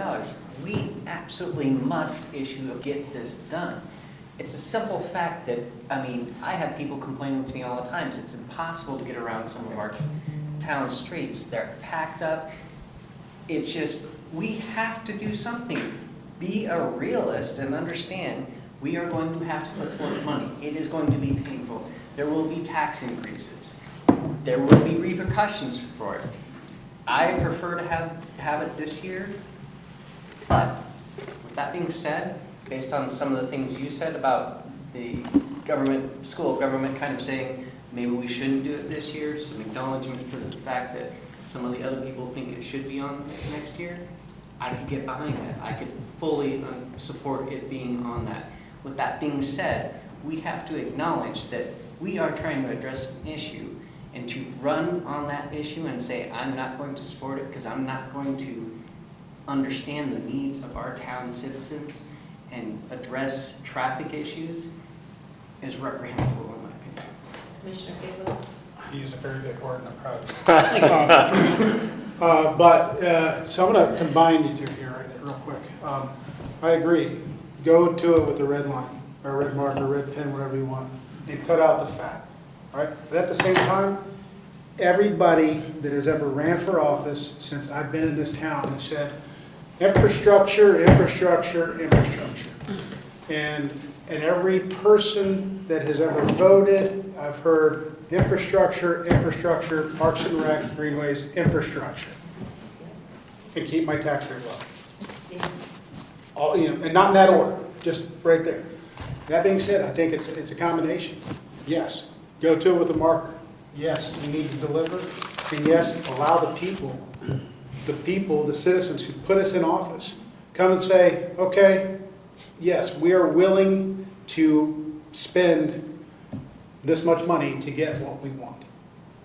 And they may surprise you. They may surprise you and go to the polls and say, listen, we want it, but we're not willing to spend any more money, so find another way. And we've seen that with bond referendums in this county before. They've told CMS, no. They told the county, no. They could easily tell the town of Huntersville, no. But allow them that opportunity When I while say, combining both efforts. Yeah. when I say it's a buffet, pick some stuff, pick the things you want to eat off of it, that's the red line thing. I'm not sure we could accomplish that. We're not accomplishing all those projects. So tell us which ones you want to do. Otherwise, we think your intent is for us to continue to pursue all of them. And that's where the hammering comes in. Mr. Rowland? Mayor, Rob said it great. Don't disagree with what he's saying. Let us take a stab at going back and, this is sort of the first run at it. And we've heard some feedback. Let us there are some obvious things that, he's right, you got to push some things. I don't care if you want to or not, you have to. So go back and let us try to get it to a more chewable product to bring back to you. And yes, we're going to have to go through it and still probably do some X marks and slashes to get it to a point that you can chew on. And then still, even after you do that, you're going to have to look at a referendum probably November of 20 3. And that's no later than. That's, even if, unless you literally just whack it completely, down to a quarter, you probably don't have to do that, so. I'm curious, as we go through and kind of whittle down, is there a vision in mind? Holistically across our community? I mean, if we're going to the voters to ask, it should be somewhat transformational. We're going to the voters and ask it. And this is why the one, and the one good thing that came out of the team building exercise we did, and this is the only good thing I think that came out of it, all right? Because, and I've never hidden my feelings on that, is that we sat down and we talked about ideas or what we would like to accomplish. And then we negotiated in different groups. The strategic focus Yeah, that areas? thing. So, and I think that's the same way with this. We get it, you guys narrow it down, and then we have to meet in small groups and say, okay, what do you agree with? What do you agree with? What do you agree with? What do you disagree with? And then that's how you get that vision. And then we come back and say, okay, if we're gonna do this, here is the line of items. This is how it's gonna be. I like what Apex did. I'm not saying we're going to advertise a commercial, but by all means, have a video out there, have something that says, this is what we're intending to do with your money if you approve it. And even having town halls where, because people think Absolutely. that bonds are these magical money things, then we never pay them back, and it's free. People think it's free money. I promise you, Jackie, the situations I've been in would probably have put you in the grave by now, so I'm protecting you. But people think it's free money. They truly do. So when you sit down and you say, yes, we will issue this, but guess what? You're going to get slapped with this tax increase, because a bond is a tax. It's just said in a different word. And that's so important. Apex says, this is what I think it will do on the tax rate, and this is what the increased tax would be on a home value of this size. That's a real good video. And we really need to include, when we're talking about these increases, with whatever the county reval is going to be, because I think some of the areas around here it's more of our lower income areas too, I think are going to get hit hard. And I don't want to slap people in the face with a ton of money. And you know what? I don't care about elections, I really don't.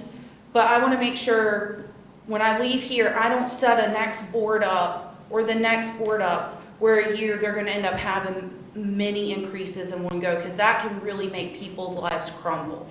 And we have to be mindful of that. Cost The of whole living point too. is for us, when we're no longer sitting at this table, that we've left our community better than we found it, and that we've responded to our citizens in the right way. I agree with you.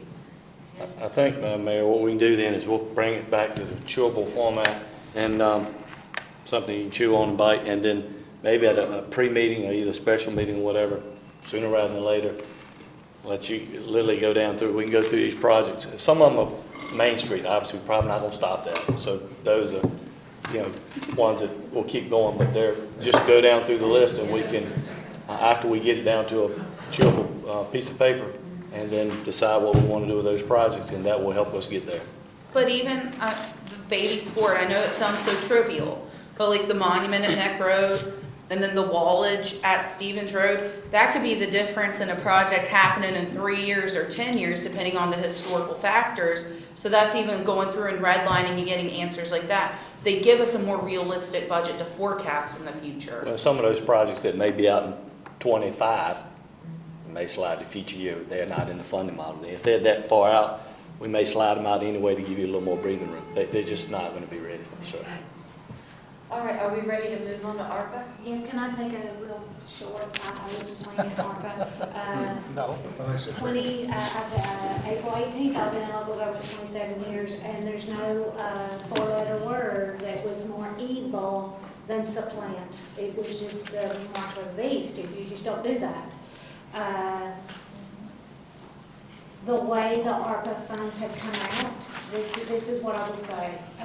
For the 4.8 million that we're getting directly from the federal government, 2.4 of which we got in June of last year, 2.4 of which we expect in June of this year, the Institute of Government and thereby the League of Municipalities have been doing 1-hour Zoom calls on how to legally spend that money, and they are strongly recommending that you supplant. So there has been a complete about-face. And so I want to tell you in my simplified mind what I view supplant as. So we're going to get a total of 4.8 million from the federal government. And my interpretation, Emily, throw a pencil, shut up, tell me to stop when I overstep the line. They're recommending that we treat as lost revenue up to 10 million, the portion that we get from the federal government. We didn't get 10 million from the federal government, we only got 4.8. So we have far fewer hoops to jump through if we spend that on something that is a normal general governmental expense. How do you get more general governmental expense than paying police officer salaries? I was going to point to the chief and moved on me. So here's our FY22 budget. In our FY22 budget, our police salaries line item was Jackie, what page is it on? $8.2 million. What page? 58? You should have it memorized. So if we're only getting 4.8 from the federal government, our advice to you at this point is to supplant.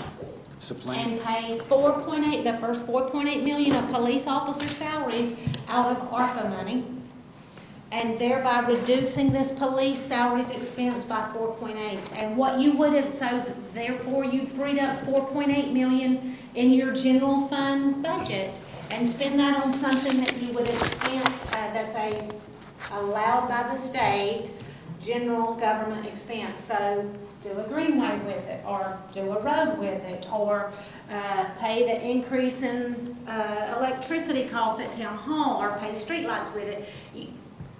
Free up 4.8 million in your police department budget and thereby supplanting and spend it on something that you would have, that's in your FY23 CIP. Patty? Jack. If we- Jack's got a question. Can you define supplant for me, please? Yeah, I'm better at an example than a definition, but Definition. I would have budgeted 8.2 million in the police budget to pay police It's like a salaries. supplement, is it Yes, the acronym of instead supplement? in lieu of. In lieu of a supplement. Okay, Instead that's of all. paying I all was- of those salaries out of I this got line you. item, pay Yeah. 4.8 out of the grant, and then pay the rest of it here where I would have. That freed up 4.8 million in my general fund, and I'll spend that on facetiously, town hall, or a road, or a greenway, or whatever you choose to spend it on. So when did we get the first 2.4 million? June 17th, That's what I thought. 2021. We've not touched it. Sitting in an account earning very few interest dollars because the Fed dropped interest rates to the point that you just can't earn interest on money now.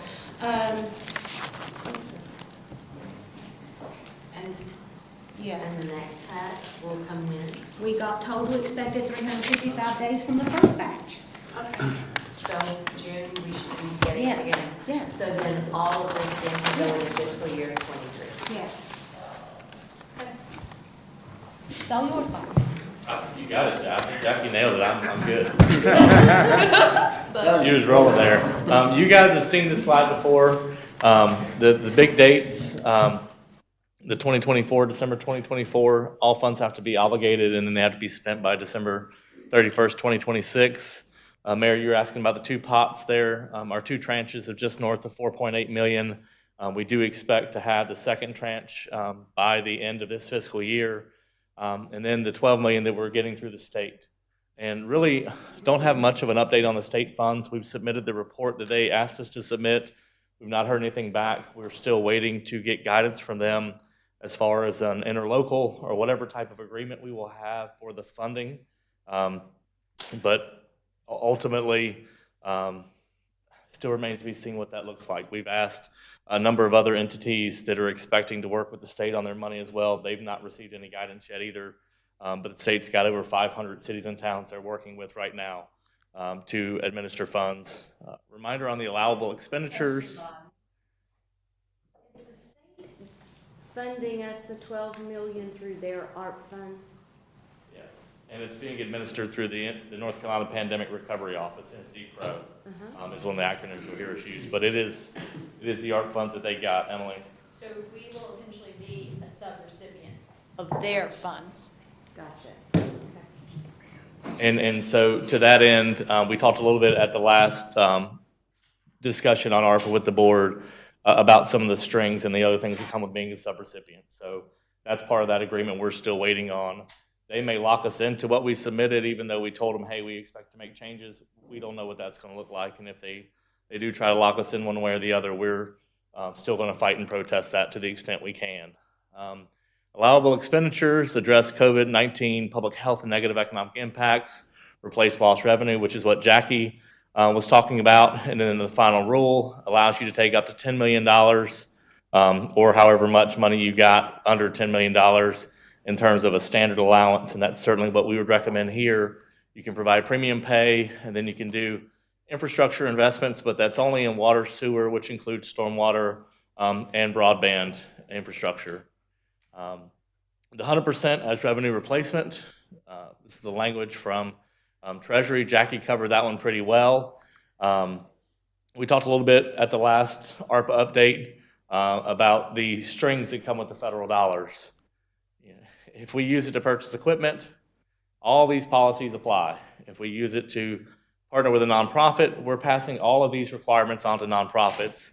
Commissioner Phillips last time really called out how burdensome these can be on nonprofits, especially our smaller, newer nonprofits. So ultimately, local government personnel, we can fund our police salaries in the coming fiscal year, freeing up the 4.8. Slide that sticks out for me. So if your intent was to spend part of the 4.8 partnering with a nonprofit, the best thing you could do for them is to supplant with the police salaries the way we talked about, free up a few bucks in your budget and partner with them with your budget so you don't subject them to sub-recipient obligations. So if you spend your money to partner with them, you don't subject them to that middle column.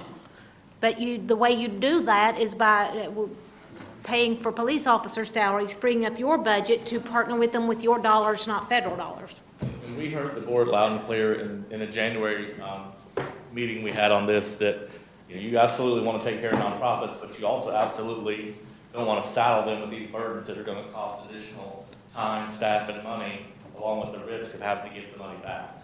So that is absolutely what we'd advise you to do to support your nonprofits. So that's taking the police salaries, and then you heard this morning, I think every presenter you heard was spending more, adding more dollars on top of the projects as well. So that 4.8 that's freed up, look at making CIP projects, investments in town infrastructure, figuring out the extent to which you want to support nonprofits, and then any other potential uses the board would like to advise of how to use that money, though I think you heard really strong cases this morning and this afternoon to continue to look at how we can put those towards our capital improvement projects. We did get some questions following the meeting in January. Just wanted to kind of come back and answer those, and certainly as you have additional questions, please let us know.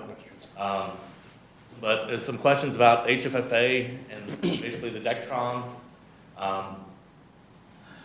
That one potentially, certainly if you free up the funds, there's no strings attached. If you look to use ARPA specifically, it's got to be reasonably proportional to the harm that was created by COVID. And that one may be a little bit of a gray area. I think the air handling is certainly very important.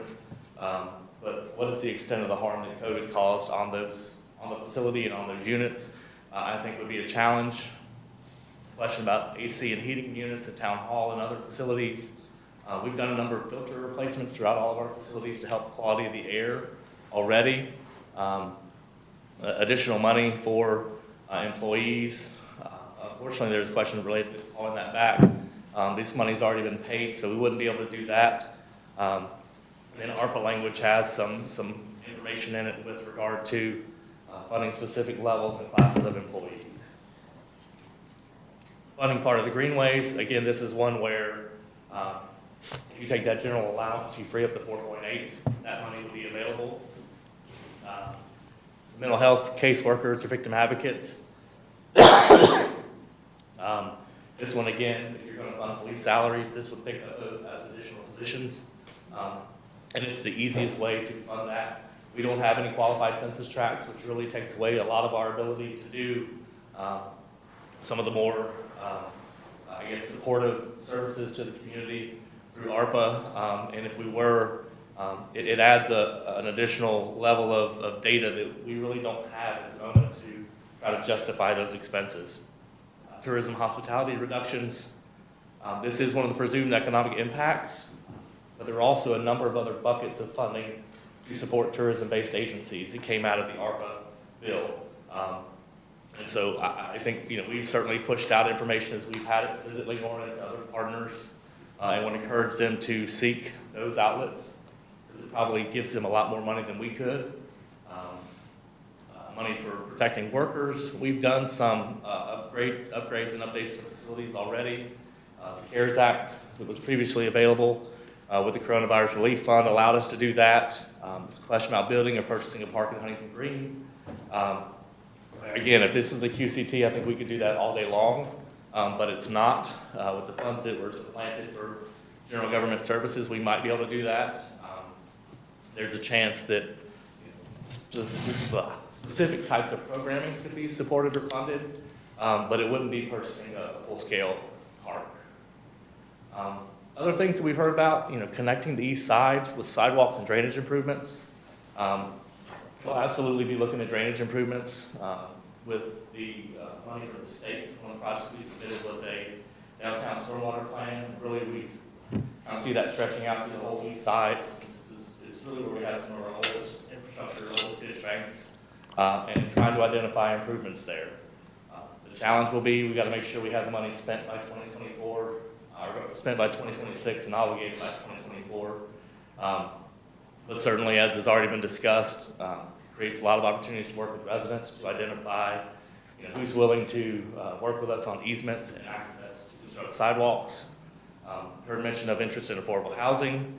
Again, the money that's being freed up, the 4.8, would be a logical place to put that so that you don't have property requirements where it might revert back to the federal government and gives uniform guidance. And then we've been talking with some of our partners already along these lines, and this is an opportunity to try to leverage that for a greater community impact. And using the state money, additional stormwater, continue to look at opportunities, and then even the downtown plan talks about stormwater opportunities. So the state will also have a large pot of money available for stormwater. So to the extent we can do planning projects, it gives us additional points when we go to pursue other state grants. And Derek, to your question about the Infrastructure Act, that's one of the pots similar that the state will have on stormwater and other things as well. So a lot of different opportunities, they're just going to be administered differently. This that framework slide we showed last time, really, it's a whole lot easier than trying to figure out if you've got all this stuff. And eligible uses, guidance. That was the previous staff recommendation. And as you heard today, with all these projects, trying to put the stormwater, water quality, and drainage aspects of those projects into our state spending of the money. These numbers have probably gone up since January. So trying to look to leverage as much as we can to help offset the cost of our capital improvement program. And that's really it as far as what we've got for ARPA today. Try to tee this up in relation to the budget, the CIP, and I know funding nonprofits is one of the items on your list of other topics. So that certainly will factor into how we plan. Bobby, Commissioner Munger has a question. Actually, just kind of a general statement. Can we skip to the end where we just say, yes, Jackie, you are correct. We should take the 4.8 million and put it towards police. And this board should acknowledge the fact that we need to set aside some general fund monies for nonprofit, stormwater, affordable housing, parks, roads, etc. Negative. I never like to. Commissioner Munger. I've got a comment on Bobby's presentation. Huntington Green, I submitted that question about the park there. There's a church there that's letting a playground kind of really run down. And what I'd like to see if there's any interest in the town taking that park over. And I don't know exactly what the footwork would look like to do that. But you talk about a neighborhood that needs a playground, that'd be one of them right there. And I know some of those conversations have occurred. They have. And I think it's just a matter we need to recircle back. I think the space of leadership has changed in the church there. And Right. the commission needs to circle back and see if that's still an option. They didn't want to sell they didn't want the town to take it over, but like you said, there's a new leadership in the church there that they might want to entertain that. And, you know, that's Michael Jaycox has got the checkbook for that, I don't, so.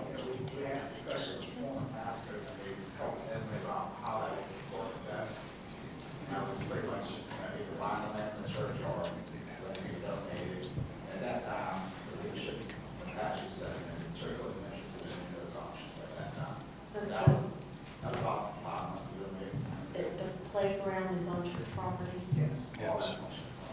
Thought. I thought It he may be was going to say something something. that we use it as a playground and then it reverts back to the church if they want to use it for something else. There may be a way to work through that. I will just jump in. Remember when I referred to those hundreds of pages of rules that are set forth by the statutes and the Code of Federal Regulations? That is something that really needs to be taken into consideration here. I'll reiterate what I put in the summary that I previously sent you all and what Jackie just reiterated again, is that if we supplant the 4.8 million that comes directly from the Treasury, that requires the absolute least amount of administrative burden and federal Code of Regulations requirements that we have to follow, documentation, retention requirements, evidence-based requirements, et cetera. If we start venturing into some of these gray areas where we do not have clear-cut legal authority to do it, you run the risk of causing the town to repay that money back. We also run the risk if we buy property, real property, or personal property of once it's no longer being used, having to then give that back to the federal government and/or selling it and giving the funds that we get from the sale of it back to the federal government. So we are trying to steer you down the path that is the easiest to manage for the town, and then you all have the authority to choose what to do with those supplanted funds, whether it be to help out nonprofits, to partner with perhaps individuals on certain projects. It really is, from a legal standpoint, cleanest, clearest, and most logical to do something that is clearly eligible and to supplant rather than venturing down what we call gray area paths. Well, can I have a follow-up, if you don't mind, is that when those questions were asked, what our input was, we didn't have all of that information. So I apologize for not knowing that, but I'm going to go with what Lance is suggesting. Let's go ahead and take that money, put it towards salaries, but can we do it, split it over 2 years? So we have very specific deadlines that we have to follow, and also we have to make a one-time election with the funds that are coming directly from Treasury. And once we've made that one-time election to take the standard allowance of up to 4 million, because that's what we're getting directly from them, we cannot undo it. So that's why we need the full town board's buy-in, or at least the majority, that's what we're going to do, because we cannot undo that election. Now, the state funds, the 12 million that we are receiving as a sub-recipient, we do have some leeway to negotiate with them as a sub-recipient on what we're going to use them for, but it still has to be an ARPA-eligible expenditure. So is there a consensus from this board? I'm sorry. I think Jackie was going to jump in. If I interpreted Commissioner Boone's question correctly, theoretically, if I'm getting 4.8, I could take 2.4 in salaries in FY23 in the police department, 2.4 million in FY24, and still meet the deadline by having it spent by December 31, 24, As or long as- 26. But Bobby, does my obligation to continue to report how I'm spending that money end at the point where I get it spent? Yes, I think we have to report on it So theoretically, if I spend it all in 1 year, in the police department salary in FY '23, then whether I spend the supplanted portion, I'd spend that whenever I want to, or frankly, not at all. That's true. So the ARPA funds themselves are subject to the requirements for obligating and spending, the 2024 and the 2026. The funds that you free up, the supplanted funds, have no obligations. You're not subject to uniform guidance. You're not subject to any of the deadlines. You're still subject to the law, so you have to spend it on something you have legal authority to spend it on, but you are not subject to deadlines and uniform guidance. And we So, have to make that election next month with our report to treasurer. Bobby, the town of Huntersville's first obligation to report how we have spent the money is April of 20. April 30 this year. Okay, if I spend all of the police salaries of 4.8 by April 30th of '23, then my reporting obligation for future amounts is over because I've already committed As the how. person who's gonna submit that report, July 2nd, I will submit a closeout report and say we spent all our money, leave me alone. For those funds, we'd still have the ongoing obligation to report back to the state on the Correct. remaining 12 million. Right. So can we just circle back the wagons and say that for the 4.8 million, does everyone agree with supplanting? I want to hear what Rob has to say. He's got that look in your eye, Rob. I agree with supplanting the funds. I disagree that and I just want to make sure I'm clear, Commissioner Munger listed a series of items to which the funds would be distributed. And I don't want to tie myself to any series of funds. I do agree that we can and should put it towards different items, but I don't want to lock myself into saying, yes, we're going to do these. Can I say, would you be willing to be open-minded to considering projects that are listed? I'm willing, yeah, that's fine. I just don't want to say that I don't want to be tied into Let's specific. start with just the simple question of the 4.8 million and that we will supplant the funds with what was presented. General governmental services is Correct. what you Law General enforcement governmental services. I think is what Rob That's where those dollars will go. Everything else will be up to this board to then work through. Commissioner Boone, you have a question? Then I'm voting yes. We're yes. Okay. All Everybody right. yes? We're like straw votes. All those in favor of the 4.8 supplanting of funds for governmental services? All right, there, you got your direction. Apparently, I think it can get a little colder in here. I think they dial it back down. You guys are trying to kill me. You're trying to freeze me here. Oh my goodness.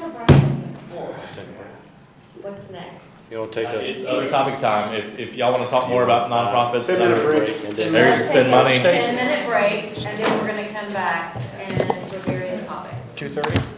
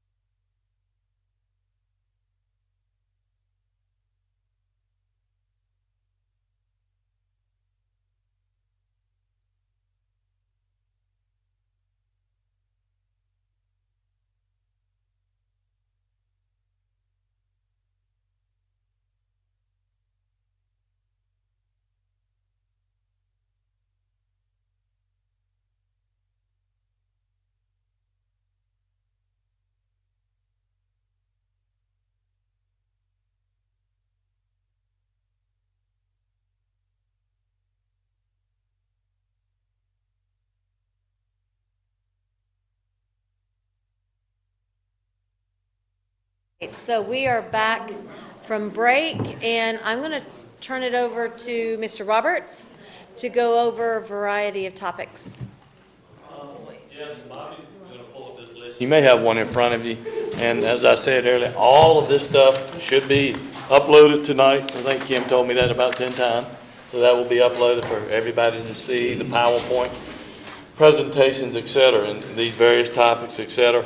You know, we had, you know, a list of different ideas, discussion topics, et cetera, come in. A lot of them similar.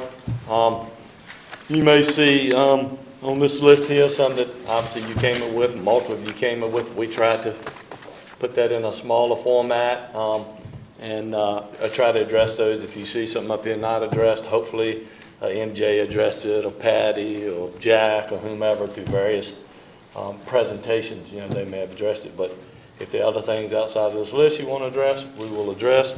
If for some reason we don't get to all of these, we'll come at a pre-meeting and we'll keep going down the list and tackle. So I'll just jump right in, and no specific order. That Jackie pulled all your information together, and we tried to make it as simplistic as possible, and we'll just jump right into them. So the first one, open checkbook ordinance / resolution, and if Jackie's going to talk a little bit about that, and there was a question on that, and Jackie will jump in on that, and different team members are going to tackle, some of us tag team together. So as I understand it, this question is about, hey, why don't we put a list of our check register on our website? So monthly, if we write 800 checks, we wrote check number 123 on January 1st to Duke Energy for $1,000 for streetlights. We can put anything on our website that we want to put on our website. I am a little sensitive to Kim's, we have 1,200 pages on our website.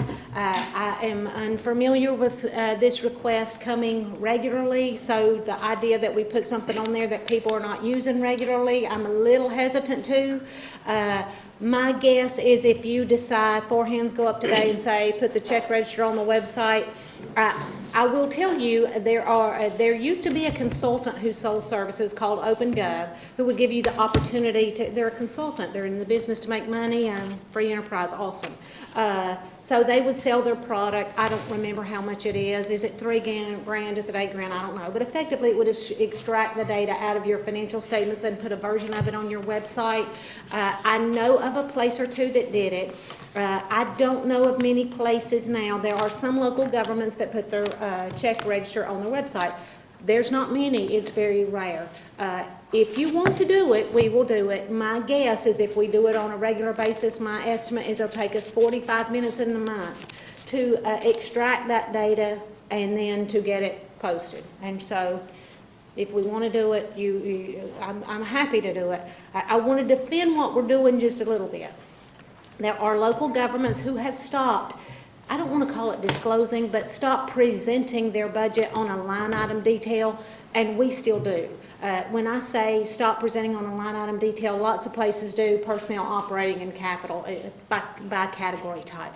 So I'm happy, I have assembled one smaller government and 4 or 5 local governments similar in size to us about what level of detail they put on their website in their budget document that looks like this. So I'm going to stop talking and let you all talk. So the short version is, I've never had this request in 26 years, except for individuals may want, can we see this check, or we want this, checks that you did here.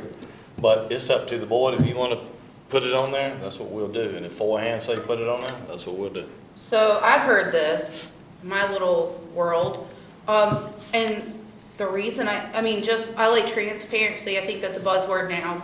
We need to quit saying it. But I feel like it would help alleviate maybe some of the work that Janet gets with these FOIA requests. I think it's going to do the opposite of that. Oh, why did you write a check to X vendor? But if we decide that's what we want to do, we'll do it. Those requests don't come to, those type requests, check requests, do you have many of those? Very, very few of those. We'll get a lot more of the other requests on this, that. I didn't know maybe if people aren't very clear sometimes on what they're asking for. If it's this would be what they were looking for, but then they put poor Janet on a wild goose chase. Like, and I say that out of respect for her because her time is invaluable, and I don't want, anything we can do to make Janet's job better and to make her want to stay with us longer is the greatest thing we could do. So you tell us what you want, but it just hadn't been a big request in all my years, Jackie, Janet, et cetera. But if that's what you want, that's what we'll do. Is that something? Commissioner Kidwell? Yeah, so this concept was brought up to me early last year, and, you know, I thought about it off and on, like, yeah, the good, the bad, the good, the bad. And I ended up falling on, I like the idea of presenting it out there, because it just, it's throwing it out there so no one can say, oh, the town just spent $50,000 on new iPads for just the council. Huh, really? I can go right here. They didn't spend any money on electronics or anything like that.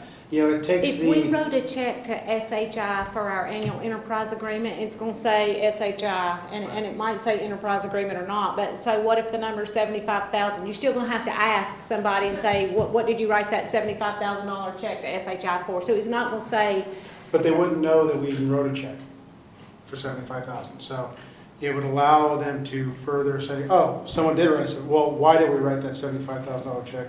Oh, that's for, I don't even know what SHI is.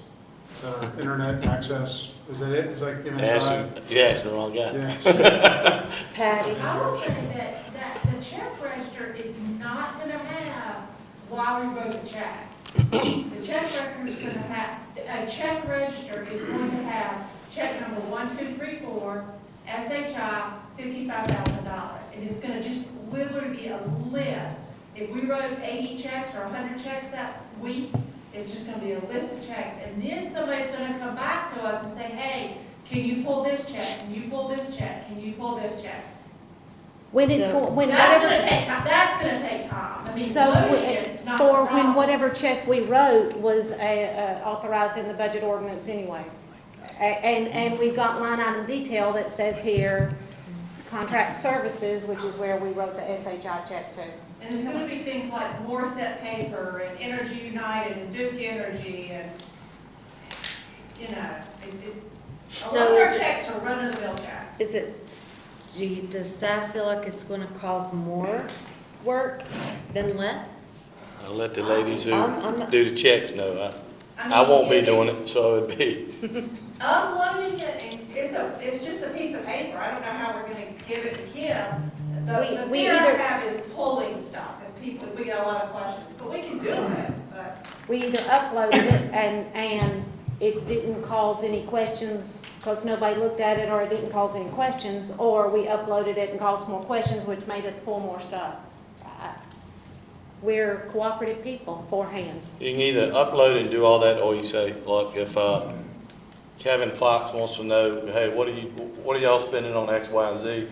They'll either email Jackie or Patty or Janet, and if it's, a lot of times it doesn't come to a FOIA Bobby, I request, think I we have may an handle Excel it. So, document that says, number one, open checkbook, and it's probably an Excel document. And it happens to be one day last week, every single check we wrote in January and February of this year, I think it includes last week.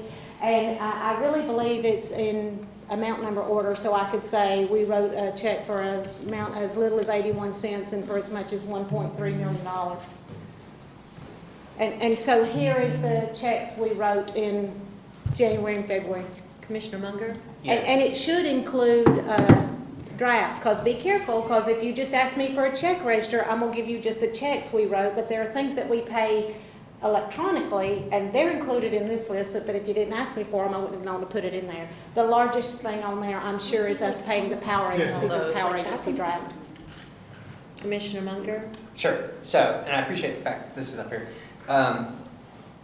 In the end, I do understand the need for transparency, but in this particular case, I feel like this will be overly burdensome on staff in that this will generate a number of questions about what is this check for? And to Jackie's point, we have line items. These are allocated funds. And more importantly, we also have auditors who come back after the fact and say, what is this? If there's a glaring exception, the auditor's going to raise it. There's nothing staff that will be able to do to stop that from being raised to our attention, and we will then ask appropriate questions. Why did you write a $5,000 check to Las Vegas Sands?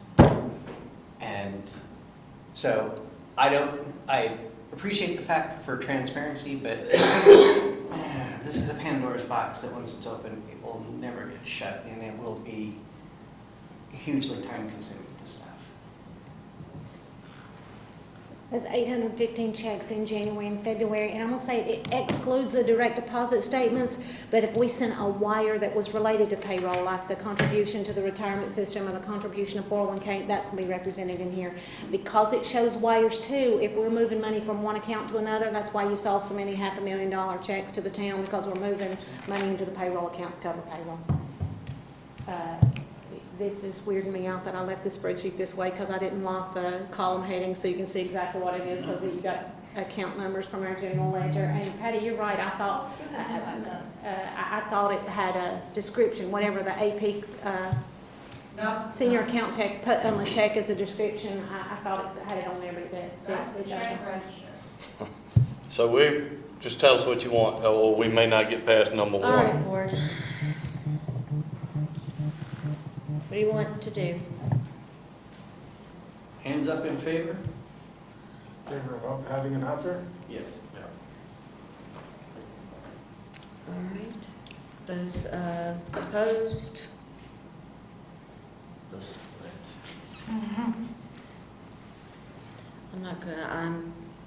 I'm opposed to this. I think that it opens up a Pandora's box. I hear what you were trying to accomplish. I respect that completely. But the line item is there. If people have questions, they can ask the questions. The only thing with line items are, and I've learned this through the police budget, just because it's there doesn't mean that it's spent. And I think that's almost a helpful tool with this, because, my first year, God bless our police department and how nice Chief was to me, because I was like, well, why this and why that and why this? So when you actually see, oh, there's not anything nefarious going on in this, I feel like that would actually help people settle down. When they can say, oh, how fun is that? United Healthcare, what a big whoop. There's no Charlotte City Council spending going on here. There are no hotel bills, travel, flight. So that's kind of where I see it, is it kind of would squash rumors before they start. Because I've heard some interesting things about this board. Let somebody ask. Because we're open to putting information out there, as awesome as Patty and I are, and we are awesome, neither one of us could take this and tie this back to the expense line items. Because that United Healthcare check, it's coming out of 15 different line items. It's coming out of 15 different expense Yeah, accounts. you're The not town of gonna- Huntersville, numbers on there related to payroll, that's going on a balance sheet account. You cannot tie this check register to the budget document. Patty and I couldn't. And I would say, Stacy, each invoice probably gets looked at by 2 people in your department, 2 people, me, and the invoices literally get looked at 6 times, by 6 different people. And I can assure you, in my department, if we see anything. Oh, it's nothing against you guys. They come right to me. No, So- it's nothing against you guys, but it's just, I don't want to pick on former boards, but other commissioners went out of town one time. And then that turned kind of into a stirred up pot. So for me, it's just like, okay, well, here's the facts, here's how much was spent. Then nobody's talking trash or make it, what happens when people assume. So that was kind of my thought process with that. I'm not sure you're gonna be able to find that on here. If you ask for what happened in the travel line item, you could see it. Well, I trust my fellow board members, so I didn't care. But, those are those little things where I know that's over the years, these things have stirred up and maybe why. Mr. Roberts? So we're still gonna, as folks ask for the information, we're gonna provide them information regardless. But I think I got what I needed on that one. If I can move on to topic 2, to keep us rolling. So number 2 is discuss / stream 3-on-3 meetings. So I kind of threw that together. So the 3-on-3 meetings started way before my time. I think board members had asked to sort of be able to, look at the agenda, and Dan and or Melinda probably were on the board at some point in time during that period. These are volunteer meetings. This is not something that staff is requesting and mandating that we get together. It's not a meeting that we have to do. So we're looking, what I would say on the streaming part of that, I would say, I don't care whether you have the 3-on-3s or not. I would not stream those because it's not an official meeting. And I worry if you're going to stream those, every time 3 of you get together, and if there's any form of town business, we probably need to stream those too. We can't separate that from streaming from 3 of you getting together and talk about something else. So I just caution you on that is what I tell you. I don't care whether you have a 3-on-3 or not. It's helpful for staff if we get that information, but that's a board decision whether you want to have them or not. But I would say stay away from streaming, or Larry may be back in here ask for a whole lot more people. If we got to stream every time you get together to talk business, 3 of you get together, that would be impossible. I don't want to make any conversation longer than it needs to be, but I want to ask you to think about something. I want the board to make informed decisions, and let's make fun of Jackie, who has as much passion around this budget as I do. There's something I think you ought to think about streaming.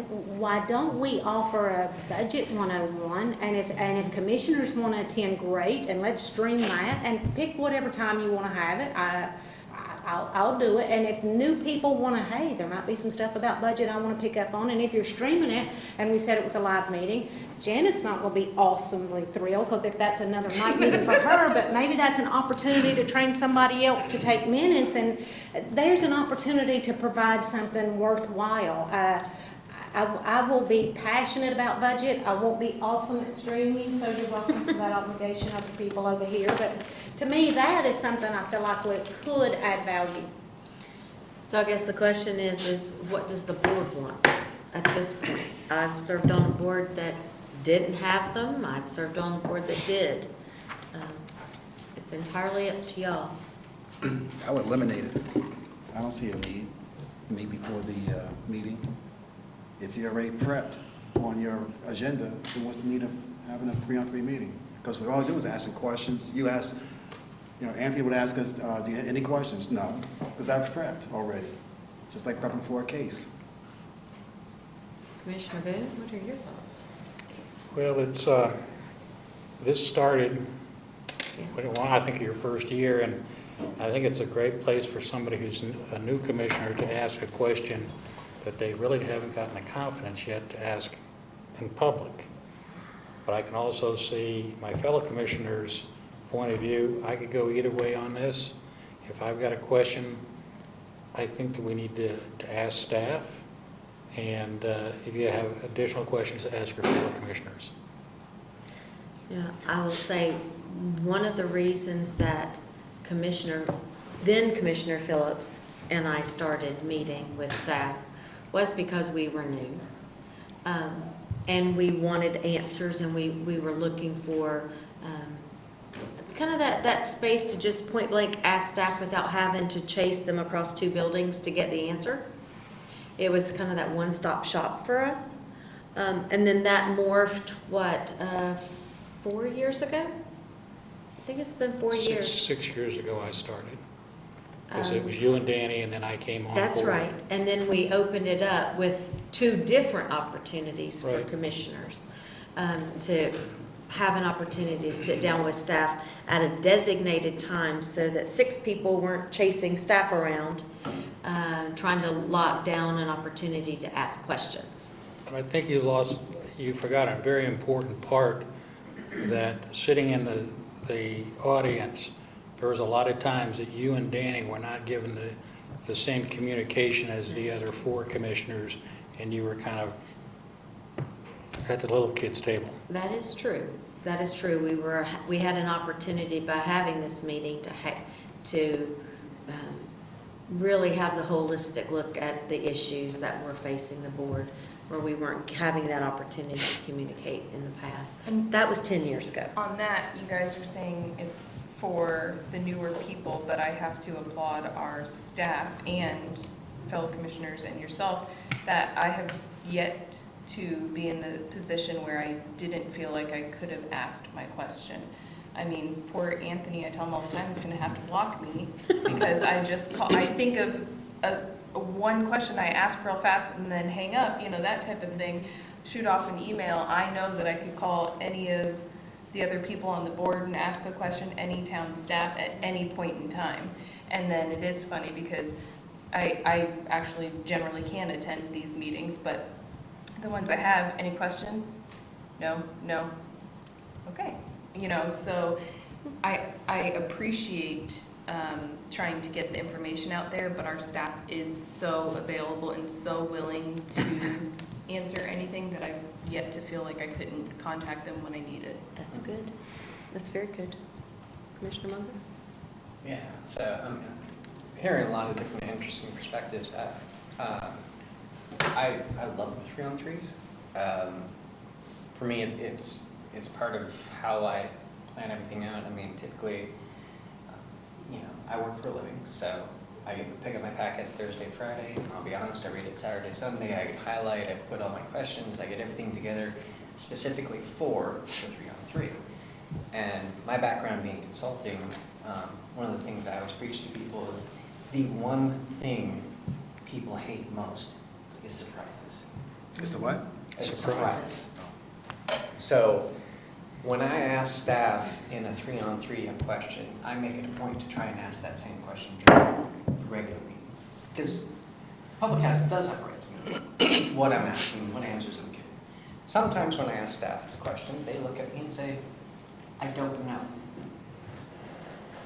When that happens in a 3-on-3, that is perfectly acceptable. That should be something, we're going to hit them with a question that they're not going to know. If that happens during a regular meeting and we have to vote on I don't know, that's hugely problematic. And so having that opportunity to ask that question during the 3-on-3, have staff come back to me and say, you know what, I have an answer for that. And I'm going to ask it during the meeting. And I get an answer. And it's the answer that can fundamentally change how I'm going to vote on something.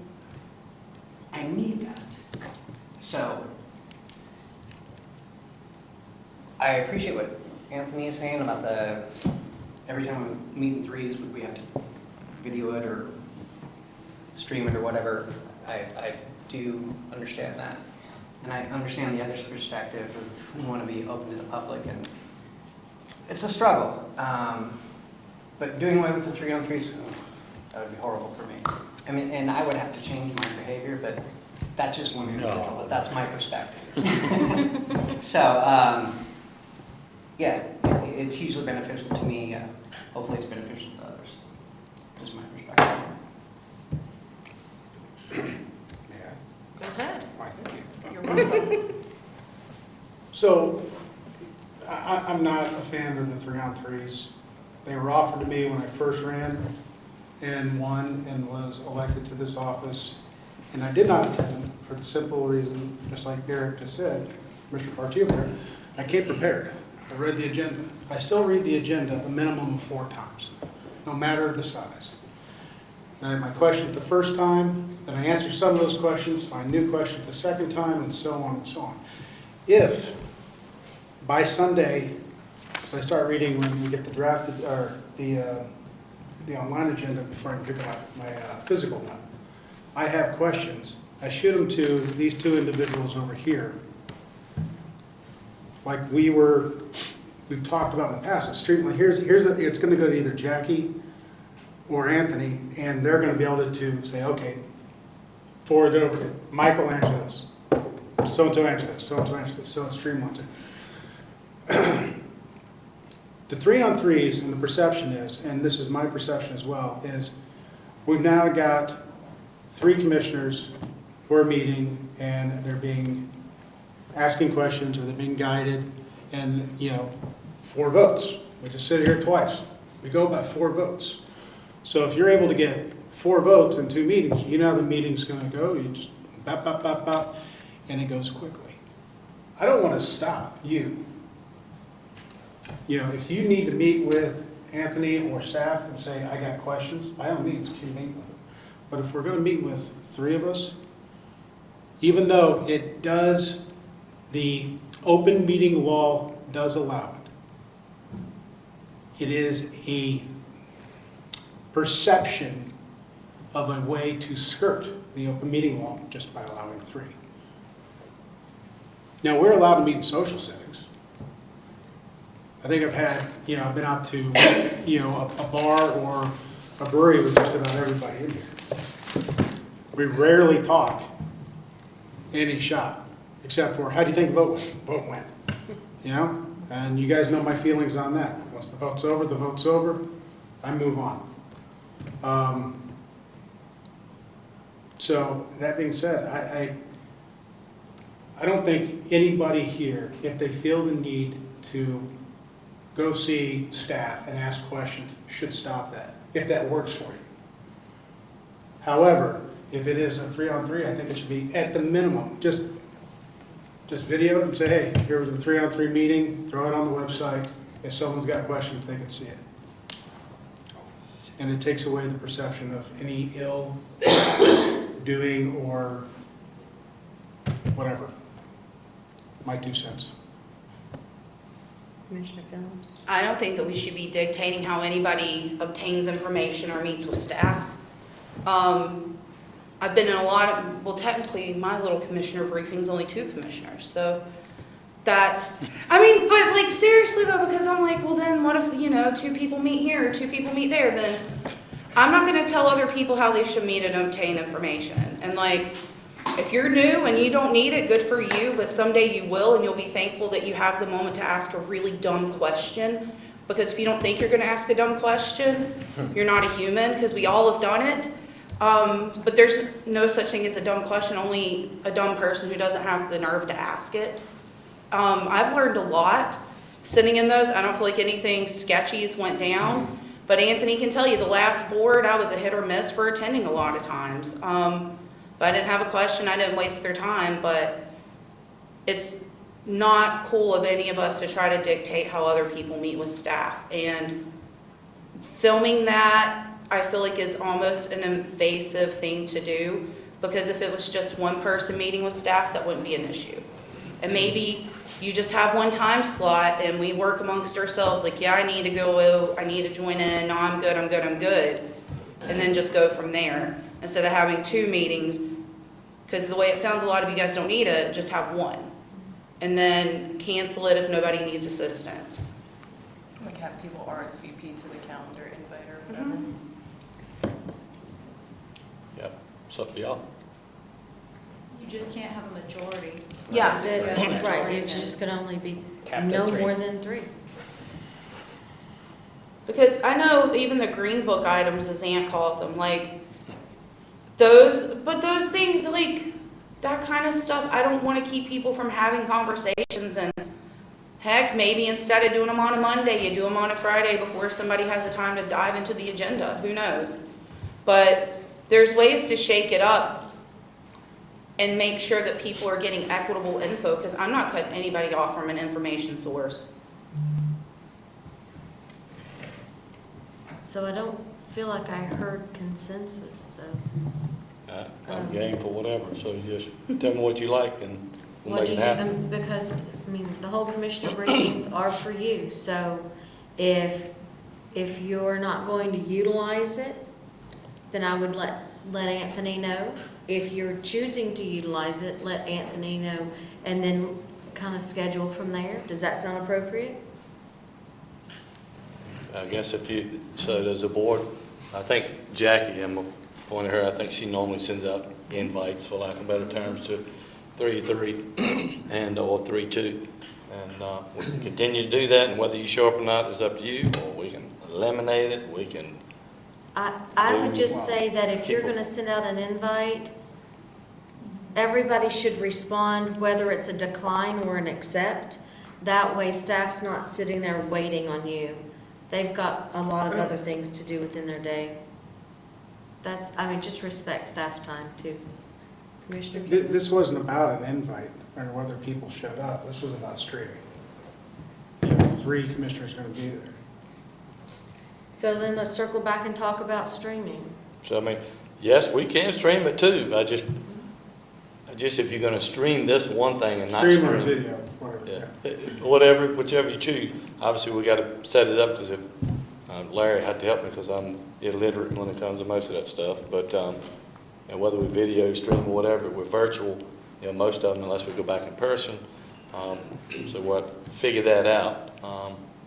And if your technology on your side is screwed up, if your house goes down, all those kind of things, could be problematic if it's virtual, but, anytime, the only thing is, we start streaming stuff that's not a meeting, by the definition of law, it's not a meeting, then when does that end? And of course, if the board tells me, hell, they want to stream team on 2-on-2s from here on out, well, that's what we'll do.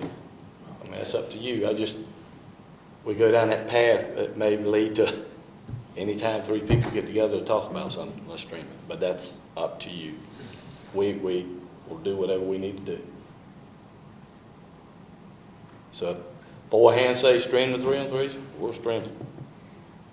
Is there interest in streaming the 3-on, or the Or video, commissioner whatever. briefings, whatever, video or stream?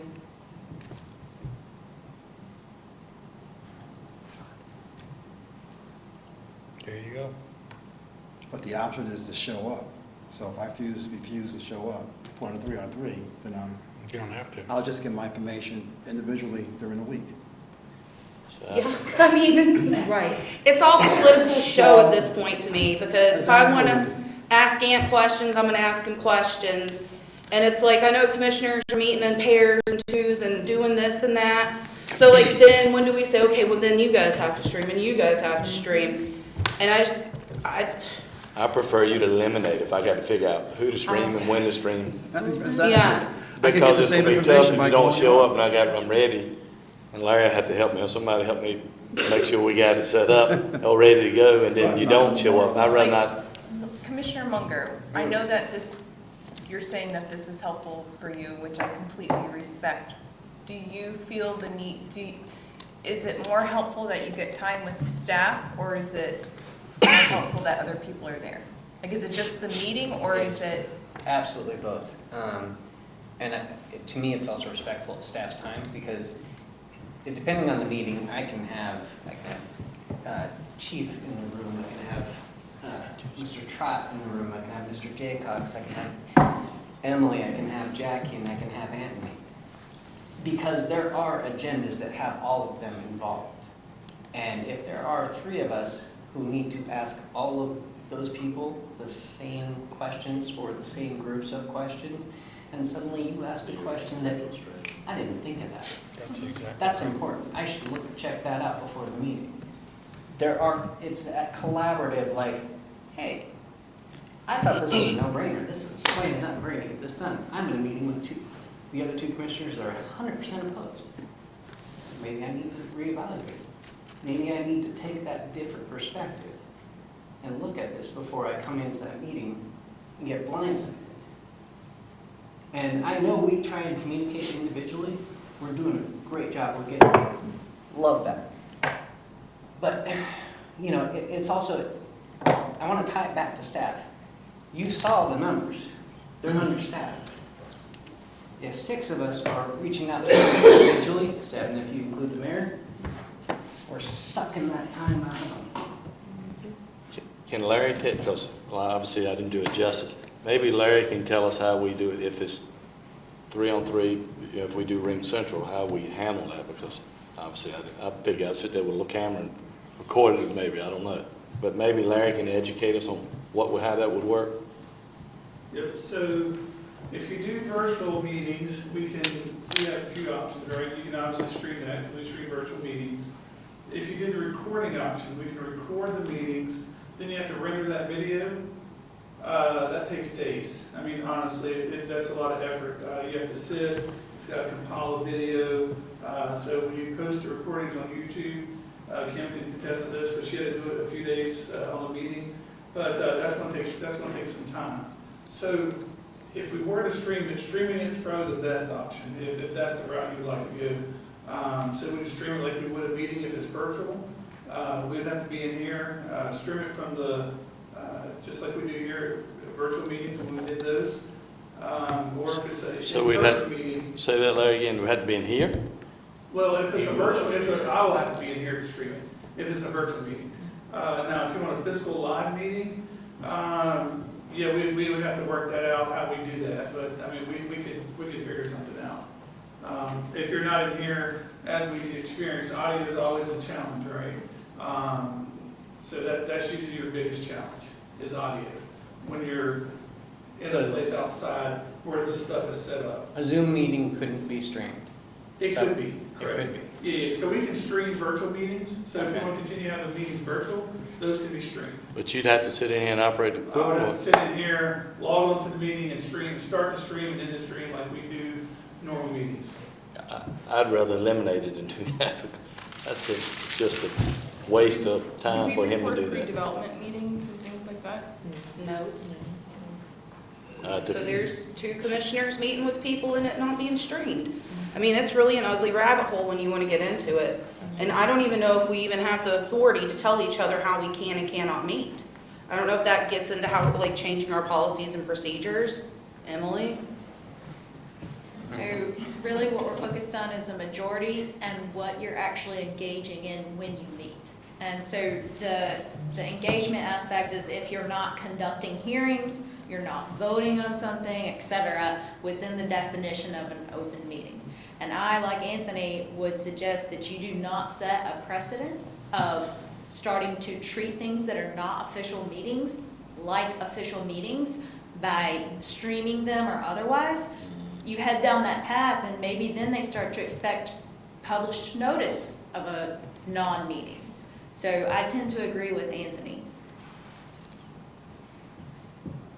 So, in regards to, I get this. So we got a couple of things going on here. In regards to streaming, what I'm hearing is no to streaming? Is, if we're gonna have that? It was 4-2 to stream. Oh, was there 4? Yeah, I think. I did not see 4. I saw You 3. voted for it, I voted for it. Okay, and I counted 4 for some reason. That was a split. That was a split. Did Derek stream it? It was 3-3, and I'm not breaking a tie on a meeting, an informational session for you. So you need to figure that out. That, it doesn't actually include me.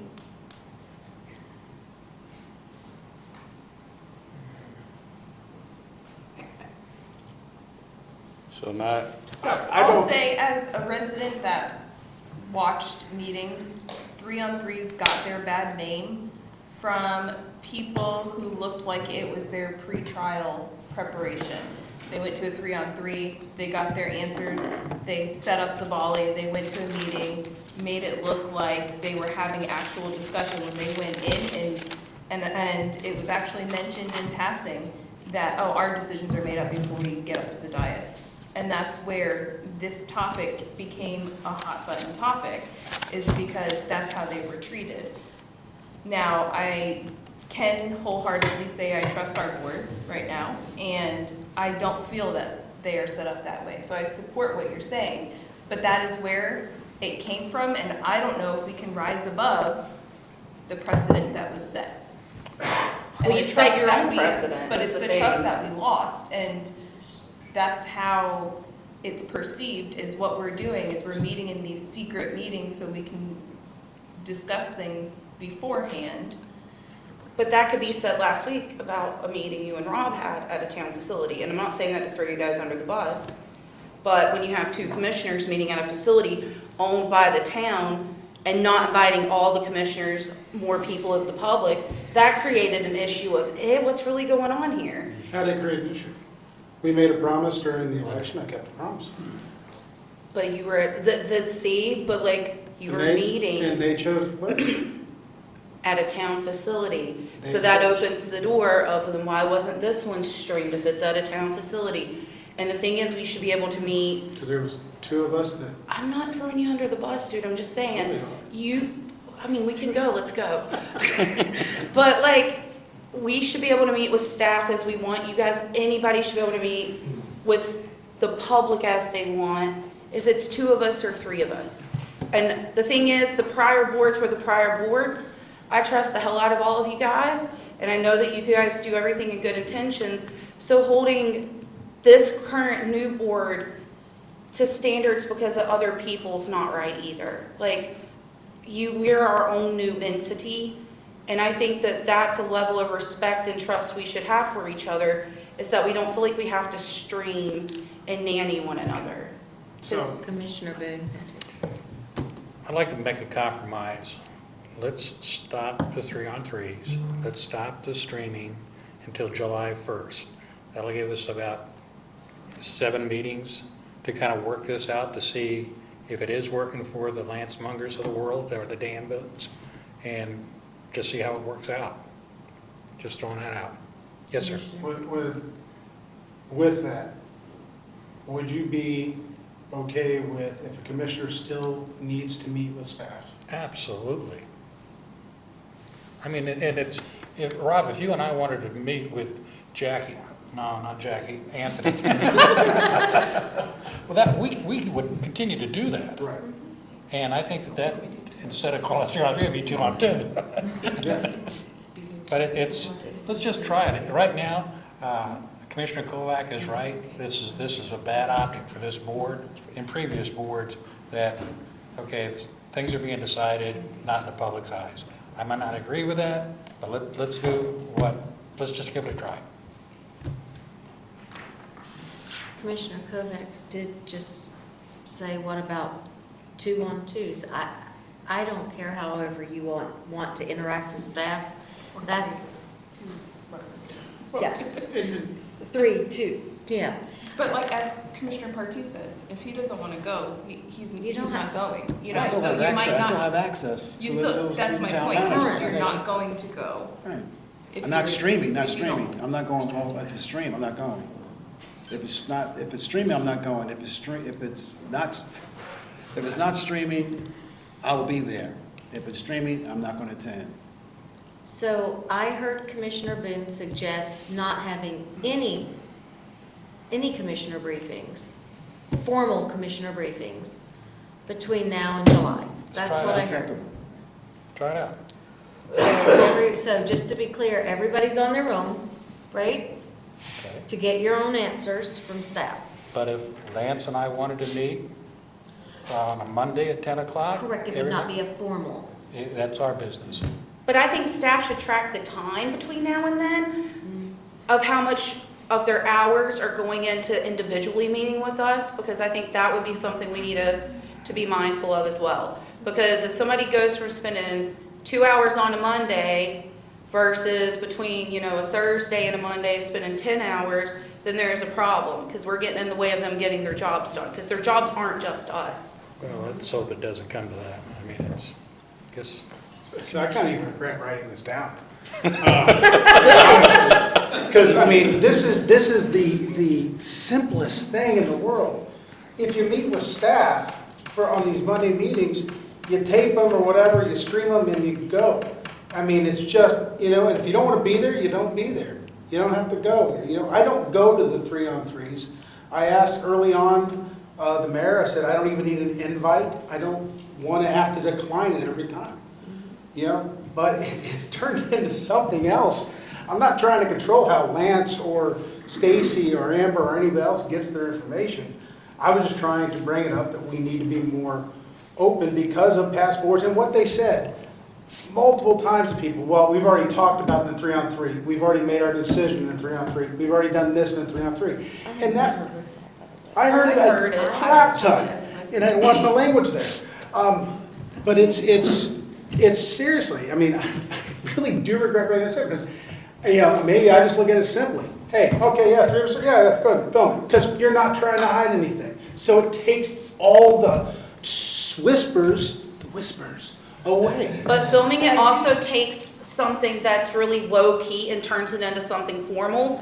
Jackie will tell you, I've turned my camera on before and I've been sitting there curling my hair listening because I don't put my screen on. Like, it's very informal for me to get on there and be like, blah, blah, blah, blah, blah, if I even say anything at all. Otherwise, I just don't join and waste their time. Like, I've sat in those things, almost every staff member knows, I'll be having a baseball cap and a t-shirt on, looking grunge. And I don't want that. You and looking grunge should never be in the same sentence. It's usually in an ASU cap, so I don't mind. There So you go. I think that where we're currently sitting, at least what Commissioner Boone is proposing, is just to not have any formal commissioner briefings till July. Is that acceptable to everyone? Let's just let this thing settle out. If not, I'd like to hear another proposal. Let's do it for a month. That's 2 meetings. Yeah, I mean, that's more than enough time to figure out if it's gonna work for you, I think. Yeah, and then you won't have heartburn on it. I just don't think it's our place. I don't care one way or another, because I bug the crap out of Anthony regardless. I mean, I do. Ben's, any of them, they know I will blow their phones up in a heartbeat and apologize for it. But I'm not gonna sit here and dictate how someone else obtains information. Yeah, go ahead, sorry. No, because if you get something of value out of it, that's great for you. There's some ones I've joined and I'm like, Jesus, why did I do this to myself? So I don't think it's my place to tell anybody how they obtain their information. And I think recording stuff just for the fact of saying we recorded something turns it into something it's not. And who's to say Lance and Dan don't gallivant off and start doing official, unofficial Friday meetings with the whole staff? I'm throwing you under the bus for the fun of it. We don't agree on 99% of the stuff. That's why they would be fun meetings. So this is the dumbest conversation we've had since I've been elected. I just want to put that out there. Yeah. No, Well, tell the truth here. God bless me. What are you going to do, what do you want to do? I'm good with the month. I mean, I have a feeling I'm the outlier in the whole thing, so I'm not gonna make a stink. Let's go a month. Let's figure out, staff, give us an assessment. Are you getting whomped by the fact that we're hitting you 7 individually? And come back and discuss it. I'm That fine would be my with that. thought. But Lance, you're not an outlier, because when I first got on this board, I thought they were dumb meetings, and I didn't get why we had them until we started getting into the North State development, and I wanted hardcore facts and figures that I couldn't throw at Jack in planning and obtain that information. And I'd rather give them a heads up of what I'm gonna ask instead of getting an I don't know, because then that puts us in places where if you're voting and you have an I don't know as an answer, we shouldn't be voting, period. And you can say, oh, working weekends. I work all weekend. I don't have the luxury of a weekend off. So for me, I cram my agenda in and just get my questions done when I can. And I knew when I went into this that I hated those meetings until some of the questions I needed to ask got asked. Metrolina was a great one. I asked how many farms certified for that. Jack and them had to do a little research. It was 7. The fact that, I needed a solid answer and they were able to take that back and produce something instead of us deferring, because that's what I'm scared of too. So we're gonna start just deferring the heck out of stuff. And that's gonna stink for not just the people who are putting stuff on the agendas, but the citizens that wanna come out and speak on a topic. And then we're like, it's deferred. Because when I was younger and really involved in coming to town stuff and paying attention, there were so many meetings that my folks would sit here till 10 or 11 o'clock at night for an item to be deferred. And I don't want to do that to our public either. I don't think that these meetings, I don't think decisions are made in the 3-on-3s by any stretch. Because it's questions, you're asking questions and hoping you get your answer by the time that the meeting arrives. But at the same time, it keeps the project moving so that you don't have to have that opportunity to defer. And I have sat on that board when we had to wait. And No, we don't have an answer for that. Let's wait till next I know board when meeting. you first got on the board, deferring almost seemed like the automatic way to do stuff. You guys, it seemed at one point and maybe before you were on the board, it was just, okay, we're gonna defer.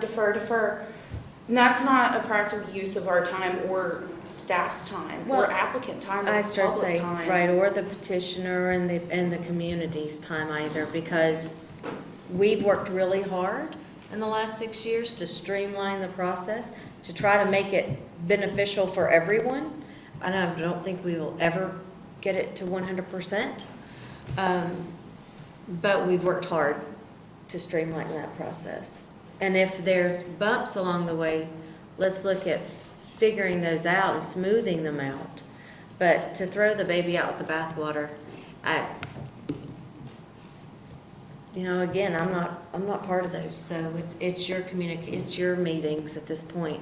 I think that now where we sit is to give it a month and circle back and have another conversation. Are we good with that? Everybody good with that? We're good. Straw poll? Good.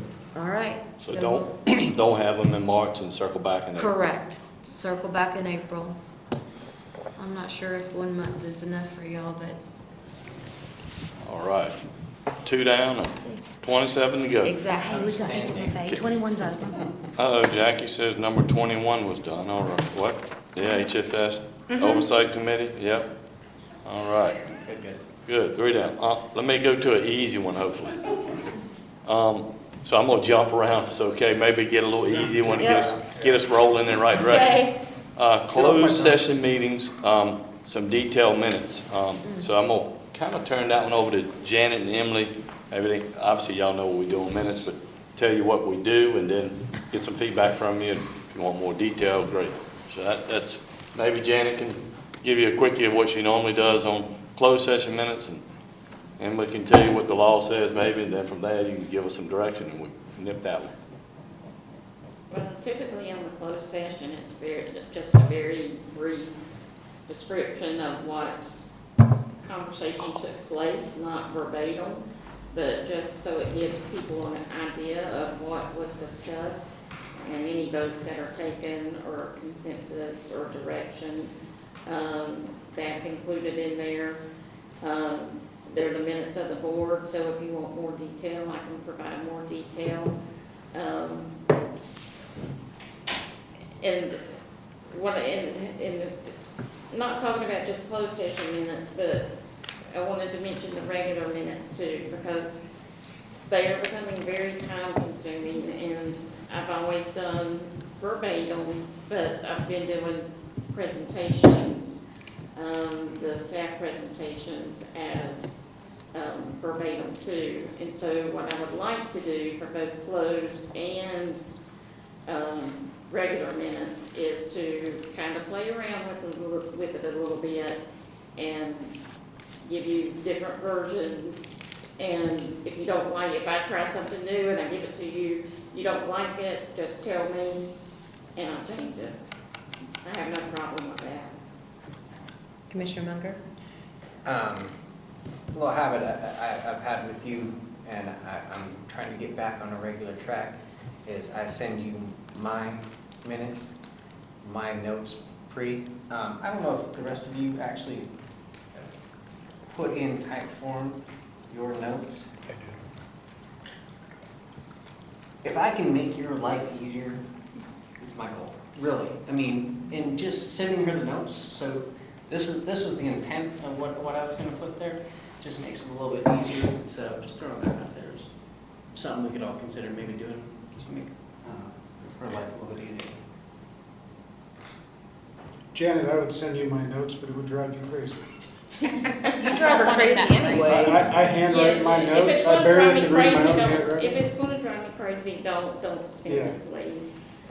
My notes are all handwritten, Yes, please don't send it. and usually within the lines of the agenda. I add on in the middle, she doesn't get the add-ons, but she gets the basics. Is everyone good with? Yeah. And just for an example, a while back, and it hasn't been since this new board has been on, but where the staff gives their presentation. Right now, I'm doing their presentation verbatim. At one point, I was just putting the staff, reviewed their staff analysis or something like that, and attached it. And of course, if there were any changes to it, I would note that there was a change. And so taking away some of the stuff that's actually typed out, but it's still attached, is something I'd like to try. But like I said, if there's anything you don't like, anything you want me to include in the minutes, they are the minutes of the board, so I'm going to do them how y'all wish for them to be done. but just to try to shorten my time a little bit on, trying to scale back a little bit, but attaching the documents so that all the information is there. And then with the closed, I'll add a little more detail. They're not gonna be very detailed because they don't need to be very detailed. But I can add a little additional detail to them. And I don't know, you guys, have we had a closed session since you guys got on? So Janet records those too, right? So if you ever have a question, you can go back and listen to the recording, correct? You just have to come here to do that. Yes.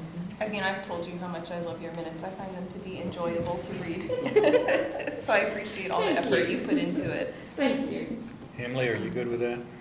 Yeah, based on the description that she's given you, she is going above and beyond what is legally required already. So whatever the board is happy with, but I will say that she's already doing more than what the law says has to be done. And I do that because, especially with the regular minutes, if I have to go back and look at minutes from, I used to say 20 years ago, but I can't say that because I was doing them 20 years ago. But, you know, 30, 35 years or something. They were not detailed minutes, so if you wanted to know what people were thinking and why they came to the decision they did, it's not there. And so a lot of people do not do verbatim, but I actually believe in verbatim because of thinking of somebody having to go back 50 years and read it, and it will come up because I have to go back to minutes. And just looking at them, and you can't figure out what happened. So that's why mine are detailed. Commissioner Bartu. Janet, I'm not, excuse me, I'm not trying to replace you, but has it ever been considered hiring a part-time court stenographer to record minutes also, to give you? I have looked at that, and I have looked at somebody just to transcribe Right. From our recording, and it's very, very expensive. It is. Yes. So we need to pay you overtime? Increase your salary? All right, yep, I think we're good on that one. I'm gonna jump to another hopefully easy one. I know there was various talks about legislative agenda, creation of legislative agenda, then, you know, magistrate and acting melanoma and all that. What I would say is, that's number 12. I think what previous boards have done is sort of have a legislative group get together and sort of tackled all these at one time. I'm sure magistrate has been on the list since I've been in North Mecklenburg. Acting melanoma obviously has been on our list for some time. So any of those type items, those are going to be legislative type items, I would say the board, you know, get a group. We have a legislative subcommittee. That's right. This term, it is Commissioner Phillips, Commissioner Munger, myself. Before that, I believe it was Brian Hines. Lincoln, you. Yeah, it was Hines and Walsh and myself. And we will be reaching out to the board to find out what your thoughts are, what items you would like us to do research with. We always worked with the town attorney and vetted through those things and then brought back a legislative items to the board for vote in order to then move it to the League of Municipalities Legislative Policy Committee, so then we can vet them through there as well.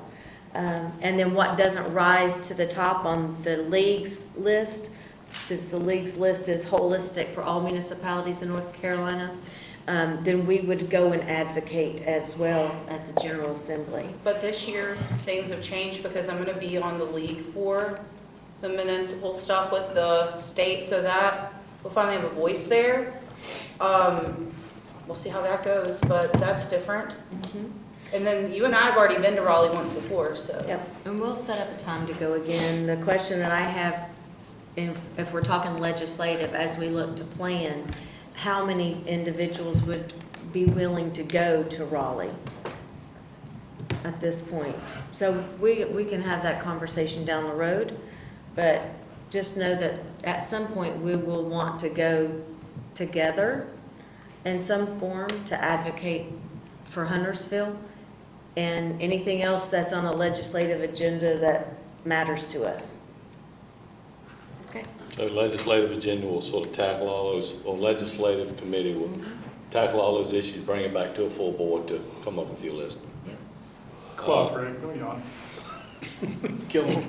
I'm jumping around still.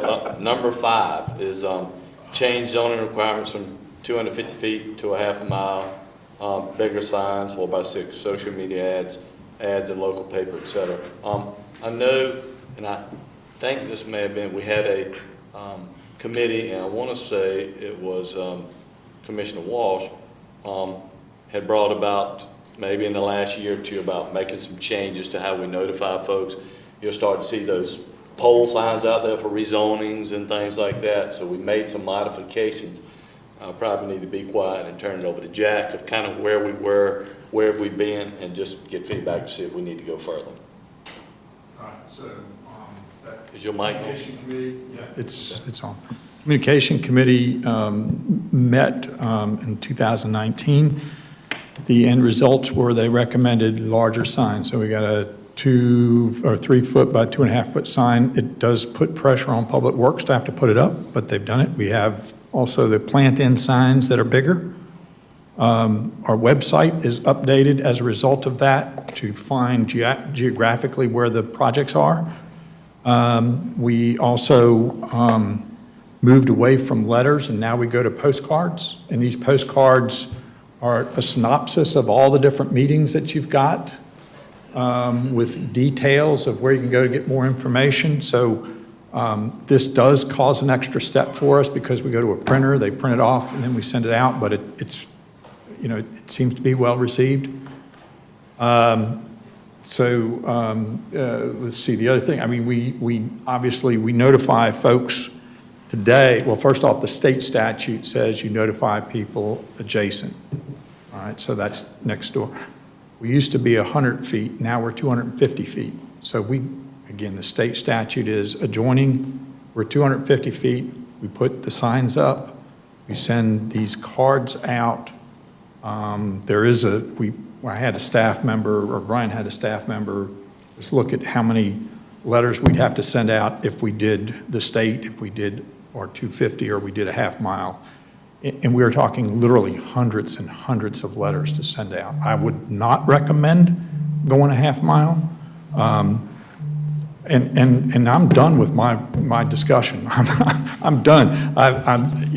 So if you have at it, discuss all you want.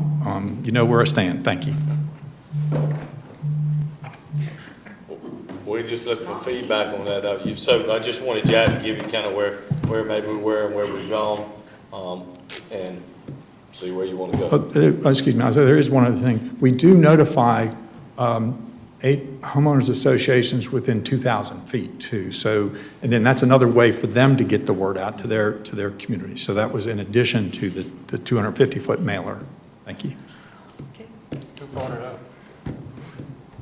So, yeah, I threw that out there. And I want to commend former Commissioner Walsh on addressing this from 100 feet and going on. But we got to do better, I think. And, you know, and that's why I threw that here for discussion from the board. You know, HOAs, and I'm on one, can be unreliable. And there are individuals who live in neighborhoods where we have projects going on that do not have an HOA. And they can be right on the outskirts of the 250 feet. So, and we hear from them, and we have heard from them in the past, where projects have happened, they're like, we didn't even know about it, had no clue. And I think it's, you know, let's broaden our circle or circumference there and say, hey, we're gonna go further out. Now, maybe, you know, I threw a half mile out there, or I threw a half mile just to see what people would say. Yeah? I was gonna throw 2 miles, but I didn't want to give Lance a heart attack. So, but I just threw it out there, because just to start the conversation, you know? The signs that are going up, and again, I threw a 4x6 sign out there just to see what people would say, but, you know, how can we do better? Because, and I'll use Community School of Davidson for an instance. People down Stevens Grove, down over there, you know, when that was all being done, and I live in, and this is how I know HOAs are notoriously unreliable. I live in Carrington Ridge. There was no notice given to us about this coming. And the HOA may have been contacted, but the only reason they got contacted was the guy who lives directly across the street from the, what? That's because there was a by right development, there was Yeah, no that's notification right. given. Yeah, so Yep. No, it wasn't. That was, no, that was not. I issued the permit, I can guarantee you, it was a by right, it was a by right development, zero. The whole CSD was by right. There was a house there. There was a house and it was all land, it was residential. It was zoned residential. Is it because it was a school? Yep. No, it's because So- outdoor, neighborhood outdoor recreation are allowed in rural, so there was just a permit. Oh, that just took all my thunder away. Thanks. But there's other things that go on. There's other projects. You know, and I just want to get it out. Go ahead, Lance. Sure, so I would like to throw out there that staff give us options. 1,000 feet, quarter, beautiful. Jack? They should give us that right there, and I'll shut up. Jack, can you tell them what this means or whatever, maybe? There's 3 rezonings that we analyzed. There were 3 subdivisions. At the bottom, we analyzed the state statute. The first column is what the state statute, if we notified everybody adjacent. The second column is what we do today, which is 250 feet. You see the number of people that were notified or number of homes. Again, that was this right here. Do not forget about the sign, because that sign, that big sign out there, if you're driving by and you don't pay attention to that sign at the size it is, I'm sorry, but I don't have much sympathy. But beside that, let's move to the next column, which is the half mile, which is, you can see the numbers of people to be notified. I'm just telling you, from our staffing standpoint, it is a tremendous workload if we go that route. Again, I think the fact that we go 250 feet when the state statutes say you just notify adjoining property owners shows what we're trying to do to get the word out. Is there any way for us to shift that burden to the actual developer in terms of notification? Because staff shouldn't have to be there. Not legally. It's required by the statutes that we provide the notice, and as Jack mentioned, we're already going well beyond what is legally required at this point.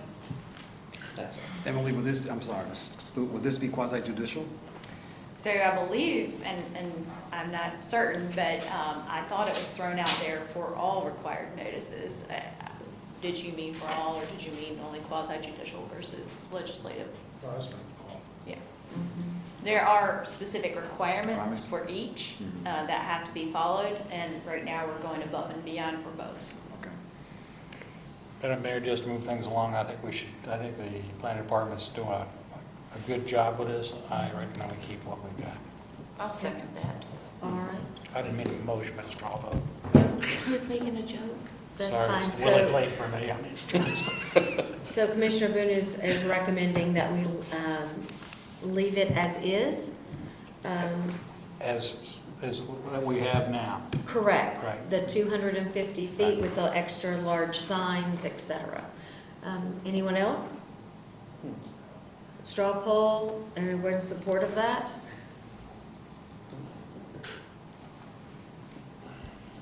It looks like there's force and support. All right, we'll leave that one alone.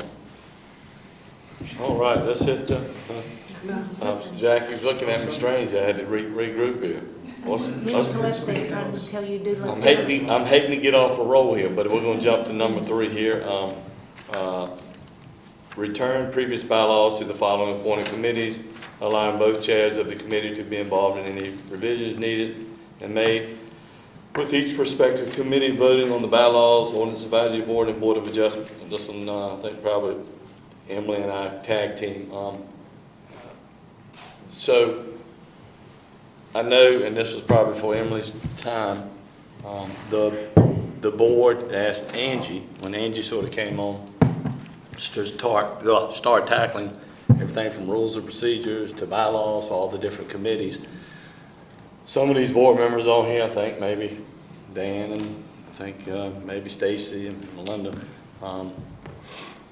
look at all this, make sure we're in compliance. laws are changing, make sure we're up to new statutes, et cetera. And Angie may have started tackling some of those, but then Angie left. I can't remember all the timing and who. Emily came on and started tackling those with Jacob's help, and you'll have to help me if I go astray here. But so that sort of came out of the board's direction to tackle these things and sort of get them in line. We did not take away any powers, in my mind, from any of these committees from the standpoint of HOAB still does what they're supposed to do. Board of Adjustment still does what they do. They're gonna, if you don't like what the Board of Adjustment does, or, if I'm the applicant, you're gonna appeal that to court, not to this town board. So none of those kind of things changed in my mind.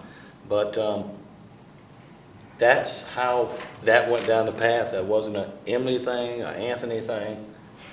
So we're just trying to make sure, tell us what you want to do. That was the direction we were given at that time, and that's why those changes happened. Now, people may feel differently, but that's how we got to where we are. So I'll just be quiet there, and Emily, you can jump in and tell what you did or didn't do, and the board adopted, these various, because all of these committees were appointed by the board. No matter what board they're on, the town board appoints these various committees, and so thus they wanted to make sure sort of the bylaws and the rules of procedure, even your own rules of procedure, were looked at and sort of brought into compliance. So. That's correct. There was a resolution passed in 2018, I believe it was, to start cleaning up and making sure that all of the terms, service limits, et cetera, were aligned in all of the different sets of rules and bylaws. Also, there were changes with the conflict rules, which we went over yesterday in my presentation for 160D. So we really needed to clean that up and align all of the language to make sure that the updated conflicts rules were included. And I would just point out that the HOAB rules were always set and adopted by the town board. That's no different than what they've always been from the get-go. We did not remove any type of power. The only change that we made for the Board of Adjustment was that their rules would now be approved by the town board, similar to all of the other, aside from planning board rules.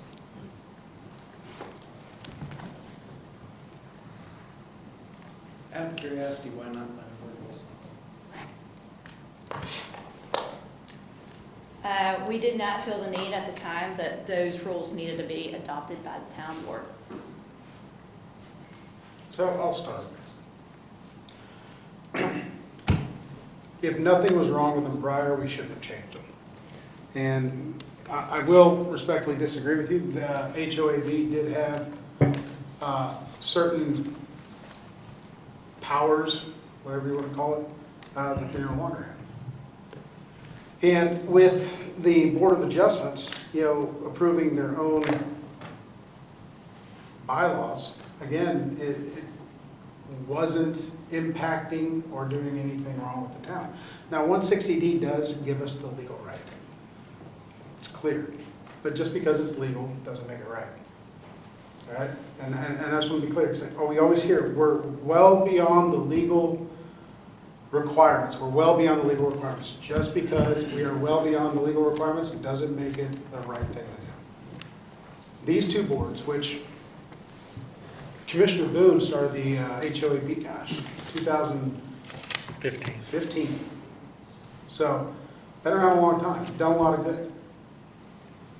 I know that they worked hard on some TIA things that can't wait to look at it and bring it back to the rest of the board. Board of Adjustments, watch them handle hearings, quasi-judicial and other, that they did a phenomenal job and handled it very well. And I just think that when the previous board decided to step in and say, you know what, you're doing a good job, we're appointing you to these positions because we trust you, however, here's your new rules. Because we don't trust you enough. And that's how I see it. And I think just by handing them back over, if they were doing a good job, they're going to continue to do a good job. And we're not going to be impacted. I would like to point out just a couple additional matters. One specific to the Board of Adjustment, almost all of the additional edits outside of the legislative change edits were contemplated, reviewed, and even suggested by the current chair and the vice chair, or I'm sorry, current chair and a couple other, I can't remember if they were alternate or vice chair, but at least 3 of them reviewed them and suggested them. Also, they were trying to change the term limits outside of what the town board set in a resolution. They also were not following the variance requirements that is set by statute.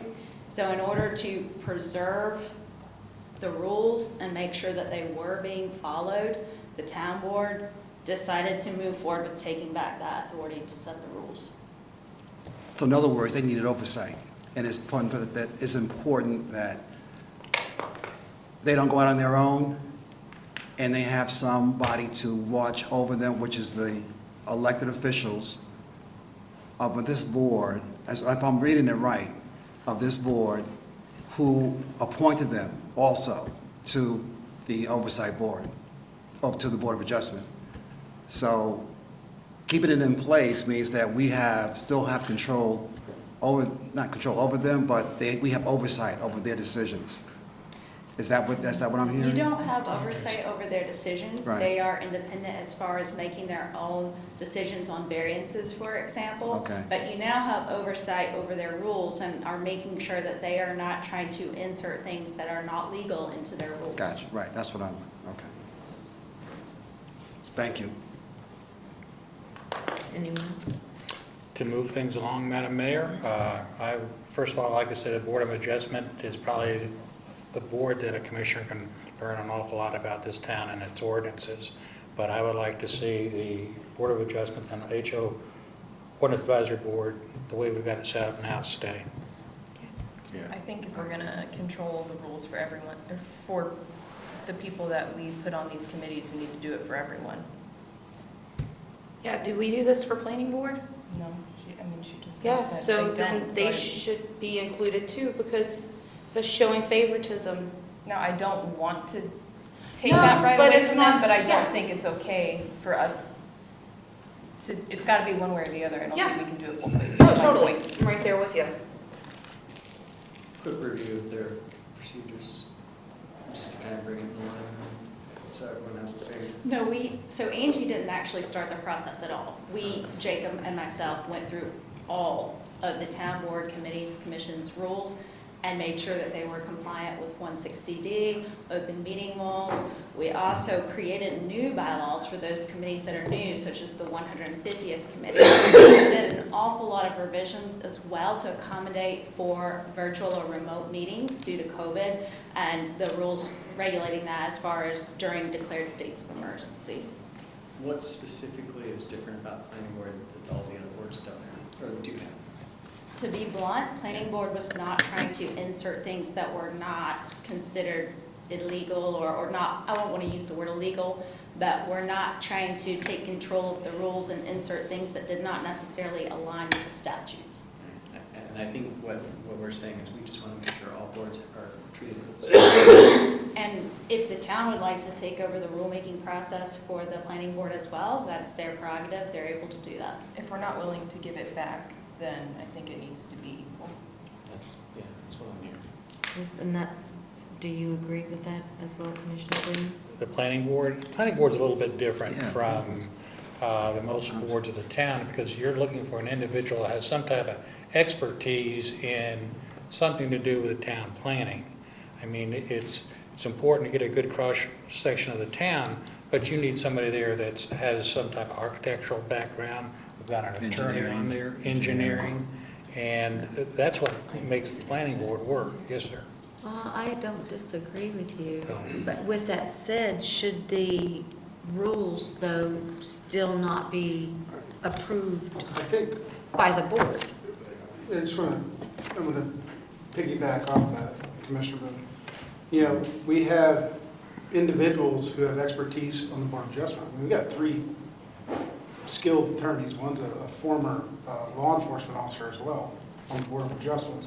You know, so I think they know how to navigate and read the statutes for legality purposes. And on the Huntersville Advisory Board, we've got individuals there that are skilled in every right. So I don't think that is a differentiating factor for any board. I think we put people on boards that bring a unique or specialized skill set to those boards. You have planning, HOAB, or Board of Adjustments. So is it the board's recommendation that in addition to all of our other boards, that we would want the planning board to fall under the same guidance? I think we got two things here, because that spawned off. I think we need to button up the first one. Right. That's fine, let's go back to the original in returning previous bylaws to the appointed committees of Board of Adjustments and Ordinance Advisory Board. Let's start there because Commissioner Boone had said, let's leave it alone. Let's answer that question first. Is there a weigh-in on leaving it where we currently are, Commissioner Boone? Yes, I'd like to see a straw poll, please. For those two, leave it alone? Is that what- To leave it alone. Leave it alone. Leave it as is. Now, as far as the planning board, I think that we've got a whole plate full of stuff, and for that to come up now, then you gotta make an adjustment to, or we're gonna go ahead and, I think it would take time to make that happen, would it not? I mean, I would just have to revise them to state that the rules are being set by the town board versus the planning board. piece of cake. There you go. There you go. I'm for that. Well, the first one, no, it's a tie. So the straw vote. okay. So was the first one, leave it alone or give it back to the? Leave it alone, I leave it think alone. So this is stemming from that, Oh. so if This this is- is. Right. It's a tie, it's If we tie. leave it alone, then I'm just we not would- voting because I feel like if we're gonna do for one, we should do for all. That was That's the what whole I'm saying. point. Yeah, the flip or the flop. Yeah. you Well, know. and that was the discussion. So if it's leave it alone, then the planning board also needs to fall under the same. Yeah. That's right. And are we in all? And are we all in favor of that? Right. No. So I think the planning board rules are fine. I think the HOABs and the Board of Adjustments were fine, so I'm not in favor of that. 5-1. Okay. Well, it was 5-1. So, Mr. Roberts? Can I do number 6 for you? Please do, yes. Number 6 is about GPS on vehicles. I hope Michael didn't leave for the day in case you ask me too many detailed questions, but Chief Hoyle, GPS is on 68 vehicles at PD. Those are all patrol vehicles. We do that with T-Mobile. We have different needs for GPS on PD vehicles than patrol vehicles than maybe some others. In case it matters, ballpark $700 a month. Okay. 27, ballpark 2,700 a month. Michael asked about GPS on, and I don't know how long that's been going on. You know how long that's been going on? Michael has GPS on all 18 Parks and Rec vehicles. When you think about Parks and Rec operations, there are times when people are reporting and doing things in the park that are not traditional 7 to 3, 9 to 5 type things. All 18 vehicles, they use a product called Verizon Reveal. 18 vehicles cost us ballpark $314 a month, $314 a month. That concludes my report, meaning there is GPS on no other vehicles. So I think the question was, do we put them on all, just put GPS on all vehicles, I think is maybe what the question was. So the data is what Jackie just gave me, and then whether we put GPS on all vehicles. We haven't done that for various reasons. That probably don't want to, I don't keep track of Brian, driving around, looking at zoning signs or code enforcement, but certain things we do. That's what emergency vehicles should have. Anything that's used in the performance of emergency, we should have GPS on. A lot of people don't realize this, is a surprise when I tell you, but Charlotte does not track our vehicles in real time. We can't see, Charlotte does, but we can't see on our CAD screens, we can't see our cars unless they're on a call. When they go on a call, they'll start tracking. But if we have an officer that's out, and let's say he's ambushed behind a building, we have no idea where he is. But, so what we did is we put this system in our cars for two reasons. Is fleet management, it plugs into that little, what do you call it? OBD, yeah, that port. It plugs into there, that's where it transmits from. And it tells our fleet guy, if, when your engine light comes on your car, it tells our fleet guy what's going on with it. So he can call him and say, hey, you need to get by here and get this fixed. The other thing we use it for is to track first responders. We want to know where they're at. We cut this, we got it filtered out, so when you're off duty, we're not tracking off-duty cars, there's too many of them, but just the ones that are on duty, and we track them by type. So the K9s are a different color, the SROs are a different color, so we at a glance can see. The only thing we use those for, other than those two things, is we do speed checks. Once a month, supervisor's supposed to go in and run speed reports. And if now, police officers speed, it's part of the job. But what we do is we look for patterns of excessive speed. Like if we'll look at the top 10 and dive deeper into the top 10 of who had the average speed over a period of time. And, if we have a animal control officer with the top 5, we got a problem. And Month after month. We'll counsel them, and we've done it. We've counseled them about speed and things like that. Chief, maybe I heard you incorrectly. Did you say that you are unable to track a patrol officer on duty? If they're ambushed, you wouldn't know? We do now. We do now. Okay, with the GPS you do now? Right, yeah. Now, and I threw this question out there as a whole, I've 18 of these are mine. Yeah, and that's exactly what Jackie said to me. Then I sent two more after that.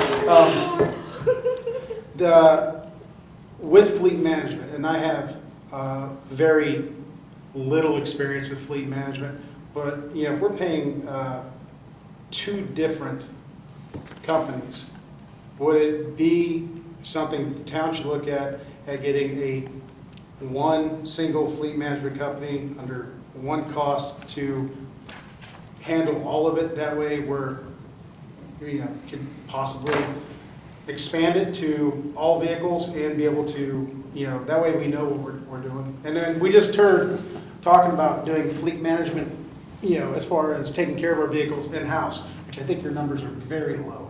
I think you should double those numbers when you present it to the budget, because that $120,000 for two people, and you cut it. Yeah, that was just a start. Yeah. Let me mention too, Robert, to your point, it's kind of an ongoing target. So this is a vendor we've been using. But we're going to be upgrading our in-car cameras this year, which is a must-do. We don't have any choice to contract with Motorola. And we understand the new technology is going to have GPS built into it. So it may be that we go away from the Geotab vendor that we've been using. Now, we're going to lose the benefit of having the engine, the fleet maintenance side of it. But I can't really put a cost savings to that because the light still comes on in the car, that kind of thing. So, but we want to wait until after the update because I want to see that it does the same thing. Right now, I can control it. They've got a programming API that I can go in and I can control it. For example, when you log into the CAD system, that system, we got a program that runs in the background.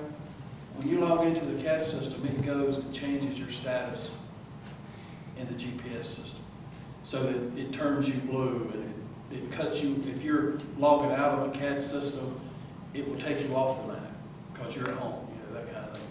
I want to be able to do that with Motorola too. If not, I've just got a mess of icons all over the place. And we don't want to track everybody. We just are interested in those first responders that are going to those calls. Yeah, and I understand that for the police, but I'm also talking for, public works, parks, putting everybody under one umbrella. If, the cameras work for the police, by all means, utilize that, but we still need to, as a town, in my opinion, make sure that we are taking care of these vehicles, excuse me, getting choked up just talking about saving money. So that, that's the point I brought this up on. And that may be part, Rob, I think, at what Kevin and them looking at, is they're diving deep into, can we bring this in-house and monitoring those vehicles? That may be part of that. I don't know that we're quite there yet. I didn't, board wants to, I didn't want to put GPS on every single vehicle we own yet. I mean, it may not be, I don't know if we're ready for that. I don't know if it's a good expense yet. But if Kevin's going down the path he's going down, it may make sense then.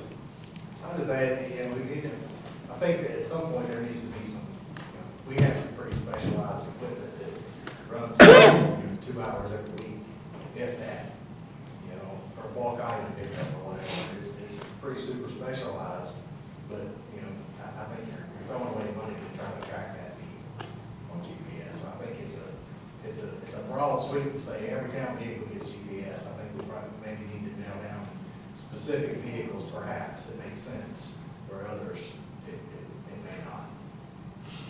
But we're heading in that direction, as you can see, with Park and Rec, police. That's probably, except for Public Works, that's the vast majority of it. And so I think we're gonna continue to push that technology. We just need to figure out which ones at Public Works. It may not make sense, like say, for the dump truck that goes out once or twice or whatever. When would be a realistic time to revisit this conversation? I think probably when Kevin has this, not put him on the spot, when he has this stuff together on bringing in fleet, I think that'll probably be an important part of keeping track. And it could be, I don't know if we're ready yet. I mean, he's still continuing looking. I don't know if we'll be ready this fiscal year, but if not this fiscal year, I got a feeling it's going to be coming your way next fiscal year. Anthony, we have about an hour left, less than. So I know we have a lot of items All right. that we need to get through. Rob, you okay with that? Yeah. Hitting that ring? Oh, gosh, what number was that? I got lost. That was All right. Let's do number 4 while we're there. Number 4, create a police review board for officers to have the opportunity to have a disciplinary action reviewed. I think this is a combo of maybe, and I've kind of narrowed that down. I know, Rob, I think there were other little items, how you set it up. I don't want to get in too far in the weeds of how you set it up. Give you details. So on this, maybe I'll let either the chief jump in or Laura, where we've been with the personnel policy. I know it has sort of changed over the years. So whoever wants to try to tackle it. I would like to jump in. So we actually spoke to the league about this, and they do not suggest it at all. There are approximately 2 to 3 jurisdictions that have this in North Carolina, and from what we've heard, it causes more problems than solves problems. You also run into a slew of other issues, and those include treating different types of employees differently. Perhaps it could even be seen as discriminatory by treating one group, police officers, differently than all of the rest of the town employees. One of the other issues is that currently all town employees are at will. If you create a board such as this, you could possibly, inadvertently, create a property interest in their employment with the town. So again, that would be treating them completely differently than any other employee. Aside from possible views that you're treating them unequally and creating a property interest, you also have to consider the fact that there are staff oversight and limitations that factor in. I was named as a potential participant on this board. I'm not supposed to be providing any sort of legal advice to private citizens. Also, town legal staff is limited to 2 employees for all town departments, boards, committees, commissions, everything, you name it. So we really do not have the time to engage in a board such as this, even if there weren't other considerations from a legal standpoint that would suggest we not do it. But bottom line is, we're happy to discuss this further with you or provide you with the point of contact that we spoke with at the League of Municipalities, saying that it was not a good idea. But the main concern is the property interest. You do not want to have police with a property interest in their position versus all other town employees at will. Commissioner Munger? Yeah. term mentioned four-time property interest. Can you elaborate as to what that means? So because we are all at-will employees, essentially, we can be terminated for any reason at all. Whereas if you have a property interest, that is not the case in your employment. It would essentially have to be something similar to just cause for termination. What property interest would that have? So you could, if, for instance, you created a board via ordinance. I don't know how you would do this, I'm just saying if, let's say you created an ordinance, creating this review board, you could then, and that's what case law states, create a property interest, moving that employee from an at-will employee to an employee who actually has an interest in their right to work, in their position. Kind of a contractual standing of sorts? Similar, but essentially, rather than being able to be terminated at will, they then would have more of an interest in their right to work in their position. It would have to be specifically for just cause. Okay, thank you. And Laura, feel free to jump in if you have anything to add to this conversation. No, I think the same information that you said with the just cause, bringing up the potential for just cause versus at will, and from the legal aspect, we changed this policy in 2015. We did have a review board prior to that, and that was for any employee, not just police. We updated that and updated the disciplinary process and made it more clear in our personnel policies with an appeal right to the town manager that we didn't have clearly spelled out in our previous policy. And I think, I don't remember when exactly it was put into the personnel policy, but I think it was used once. Commissioner Boone? I believe if I'm an employee and I have an issue with my supervisor, I take it to my supervisor, it goes to the director and then the town manager for final, for the hire or fire, either keep this guy or fire this person? The recommendation would come from a director to Anthony for termination, if that's what we're looking at, or whatever disciplinary action. If it's a suspension or something else, the director recommends that to Anthony. In a termination process, it would be a recommendation to Anthony to terminate the employee. This is the same time in 2015 that we took the snow day policy out of the employee manual. Is that not true? Yes. I really think the inclement weather policy came out later. It's been so long, I don't. If it had been, it would have been 2019. Yeah, I think, we looked at it then, but then in 19 is actually, I think is when we fixed it. What was the program that Officer Tom Slyman worked so hard on that was taken out? He worked for a couple of years to get it put in and then it was taken out? I'm not sure what that was. Okay, I got some homework to do then.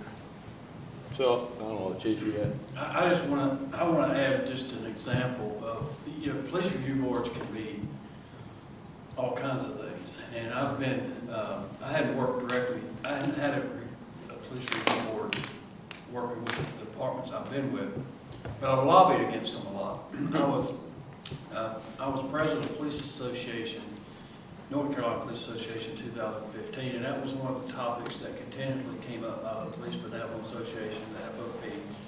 We're trying to push review boards legislatively, and we fought this a lot, and I learned a lot about it. And one of the issues you have, if you give a police review board just review, I don't care, that has more to do with public record information, whether, how much can you share with them, that kind of thing.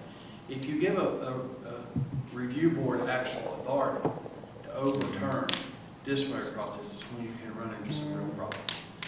Now, I will tell you, Huntersville has the most options for a disciplined employee of any place I've ever worked. Our appeals process, our grievance process, you have a long line of things that you can appeal and be heard. But I will say that I know of an agency in this state that had a third of their employees on light duty because of a review board. It was items that were disciplinary related, and it prevented them from testifying in court. It was, cheating on a test, something like this, but the review board didn't feel like it was strong enough to terminate them, but they couldn't testify in cases. And they had a third of their department set behind desks. There can be issues like that. Look, review boards are sympathetic. I know why people would want, officers would want a review board, but it can work differently. It can work backwards on you too. You can't get rid of problem employees as easy. Fortunately, I'm gonna tell you, we haven't had that problem. We've had some disciplinary processes. We've had some serious disciplinary processes resulting in termination since I've been here. But they went through a whole process of appeal and name clearing and all that stuff, and it ultimately went to the town manager. I want to say on the flip side of that, something really impressive with Hunters was any grievance that you have can be grieved. We have a grievance process. If you don't like anything about your job, you can grieve it, and it'll go all the way to the town manager. You get to decide that. If you grieve it to me and I say, no, just go, you're going to have to live with it, you can grieve it to the next level, and grieve it to the next level if the town manager gets it. So there's a lot of options out there for them. I strongly recommend against review boards simply because it doesn't work as intended. I think if there was abuse, you would know if I was abusing employees, because that whole appeals process. I don't think you are. You know what I'm saying? Yeah. I mean, I just don't think it's necessary, and I think it can create more issues than it solves. My opinion. Any questions? Comments? I'm curious, Mr. Partee, you have a distinct background amongst us that might be able to reflect. Well, I'm just going to just piggyback on what our town attorney, Ms. Loop, said and what the chief had said. It creates a morale problem within the police department itself, and there are probably issues with trying to employ and hire other officers. And civilians not being trained in the area of laws of arrest, the penal law, criminal procedural law, the deadly physical force, they don't understand what exactly the officer goes through when he administers, when he responds to a situation where he has to infect an arrest, and that arrest goes bad. And there's, what the civilians see is excessive force. And that's the issues that go before a civilian review board, because the civilian might see one thing, but the police officer that was involved was trained to use escalation or progression of force to affect that arrest. But so I just want to piggyback on, and there's a lot of issues that go involved with a civilian review board, and like the chief said, it can also lead to the civilians having subpoena power, which creates another Pandora box. So. This wasn't for a civilian review board. This was an internal police board. Yeah. I don't think I could. Yeah. That's why you can't see it, because it's not. Right, civilian review board is a little higher level, but I guess what you're hearing from the chief. But I heard what I need to hear. Yeah, I mean, we want to treat folks equally and the same. Unless I hear folks saying, we're going to leave things alone, unless I'm hearing, so do something different. Okay. What else did I put up there? Hey, we should go from the bottom, because he's right. all over the top. There are two items I think kind of go together. So 15 and 19, find a way to specifically recognize the Pottstown community, and then Huntersville has a lot of historical landmarks which signs of recognition in these various locations and communities can be funded. And I think Bobby's both of those, but maybe he can kind of tell you a little bit what are we doing, and maybe some suggestions on how we can handle some of that. I know we got a lot of different things sort of moving in Pottstown right now, but Bobby, can you jump on that one? Yeah, there's been some talk about how do we recognize Pottstown. We've talked with the Historic Landmarks Commission. These are other historic sites in town. And certainly as we continue to engage with the Historic Landmarks Commission, if there's better signage, ideas for signage, certainly we welcome those. And then as it relates to Pottstown, the idea of some type of of a topper on the street signs is something that we've heard from a number of commissioners. And I don't know if that's direct from the community or not, but certainly we want to be responsive to that. That's something that you see in parts of Charlotte and other parts of the area. And even something the Historic Landmarks Commission has suggested to us based on things that they've seen in other parts of the county as well as the country as far as sort of modeling best practices for identifying historic geographies. And then earlier, I was going to say this year, but I guess it was last fall, we asked them to really give us a better idea of, you hear Pottstown, and half of it is in ETJ, half of it's in the town limits. What are the geographical boundaries of Pottstown? And they have been able to determine that for us. So that gives us the geography. If you want to do sign toppers or whatever it looks like, we can work to try to make that happen, and certainly look at our capability within Public Works to do so. I think we certainly want to engage the community to make sure that visually, graphically, whatever's created is befitting of the historic prominence that they'd like to see in their community. So Bobby, are we looking at, I know we have two different items here, but are we looking at similar signage for historic designated sites, just holistically across our community? Is that I kind think of, that's a question for the board. what are your thoughts? I like designation signs. You drive through Cornelius, and they, it's not even just historic, but Cornelius points you in the right direction to the right places. I know a lot of these places are already like on the registers and this, that, and the other, but before we get out there and put signs up, I would like to make sure they want signs, because I don't know if some places want to draw attention to themselves if they don't have standard business hours, and then they have people trespassing on their properties. Well, and some of these are actually homes. Yeah, so that's why I would like to make sure if they're on a registry, we do this, it's something they're comfortable with, because as someone who lives on historic and has weirdos just kind of come to your front door, it is, oh girl, people drive around our farm. Oh yeah, it's a thing. So I want to be respectful of that too. Yeah, absolutely. Do you think this is something that would be beneficial if we could move it along for the 150th? So that we Yeah, have, absolutely. That's the reason why I put it up there.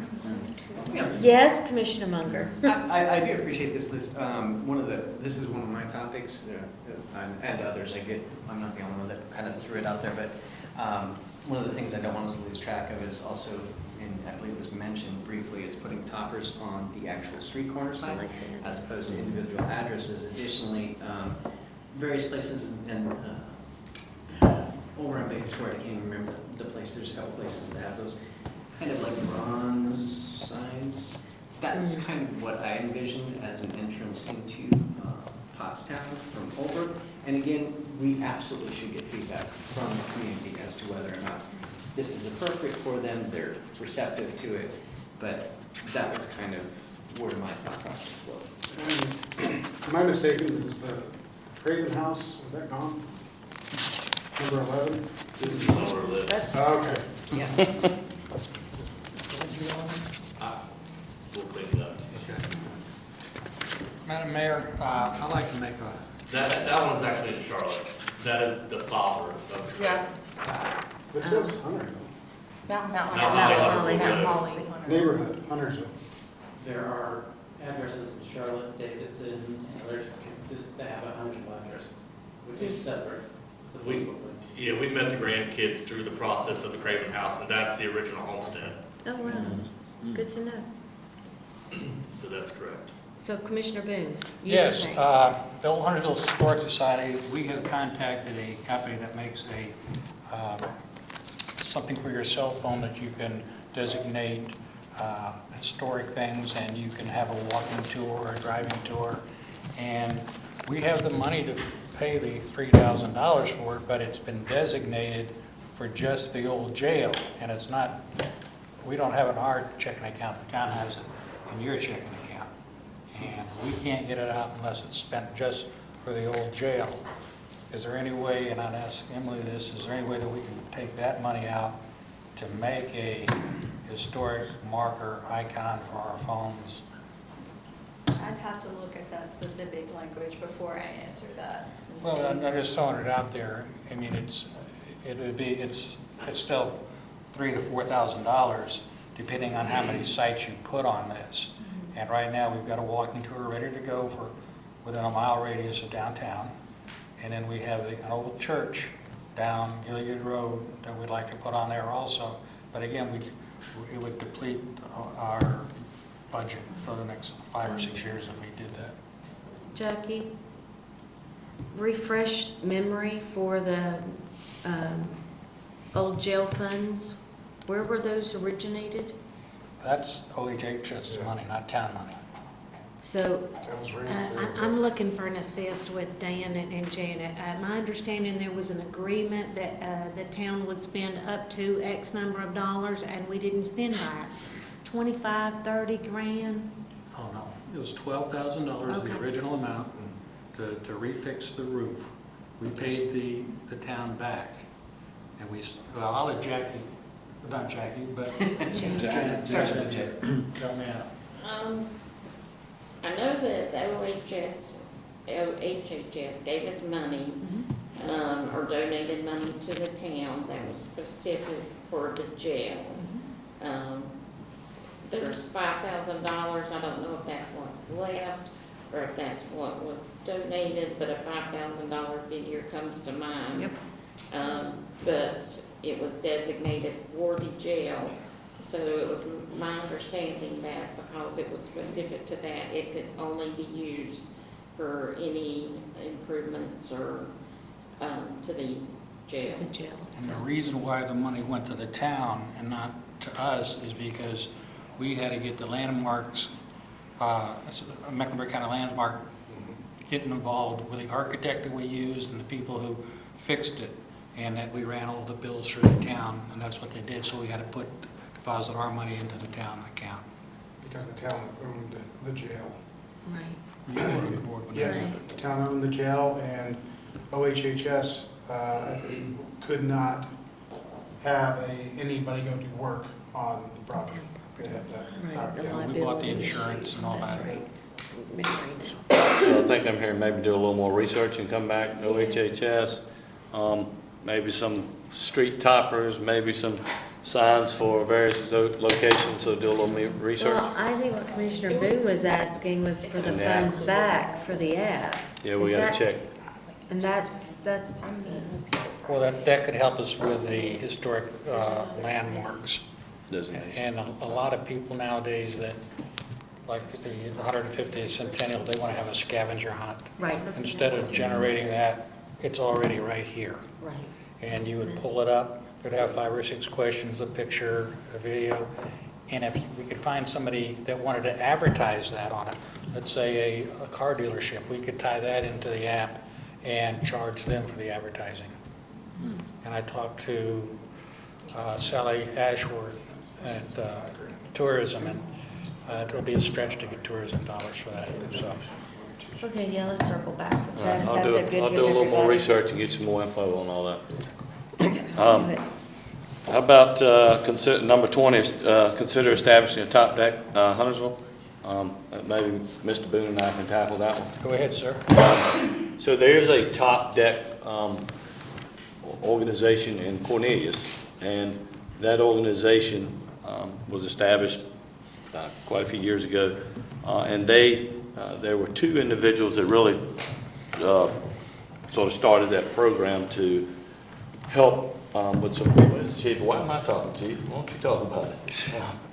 We had an officer shop, we had some residents that came in to donate money to help him, help his family and things like that. He survived. They were wanting to donate money, and I said, sir, I'm sorry, we can't take money.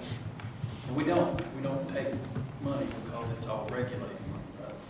He said, what do you mean you can't take money? So anyway, out of that, he formed a nonprofit to accept donations for this officer's family. And out of that, he started, they're professional nonprofit organizers. That's what they do for a living.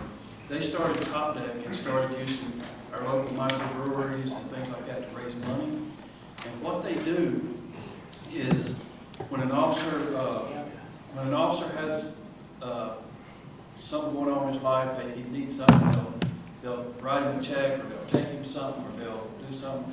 When they have an anniversary roll around, they get a gift. I'm not talking about plastic pocket knife gifts, but it's things we couldn't spend money on out of public.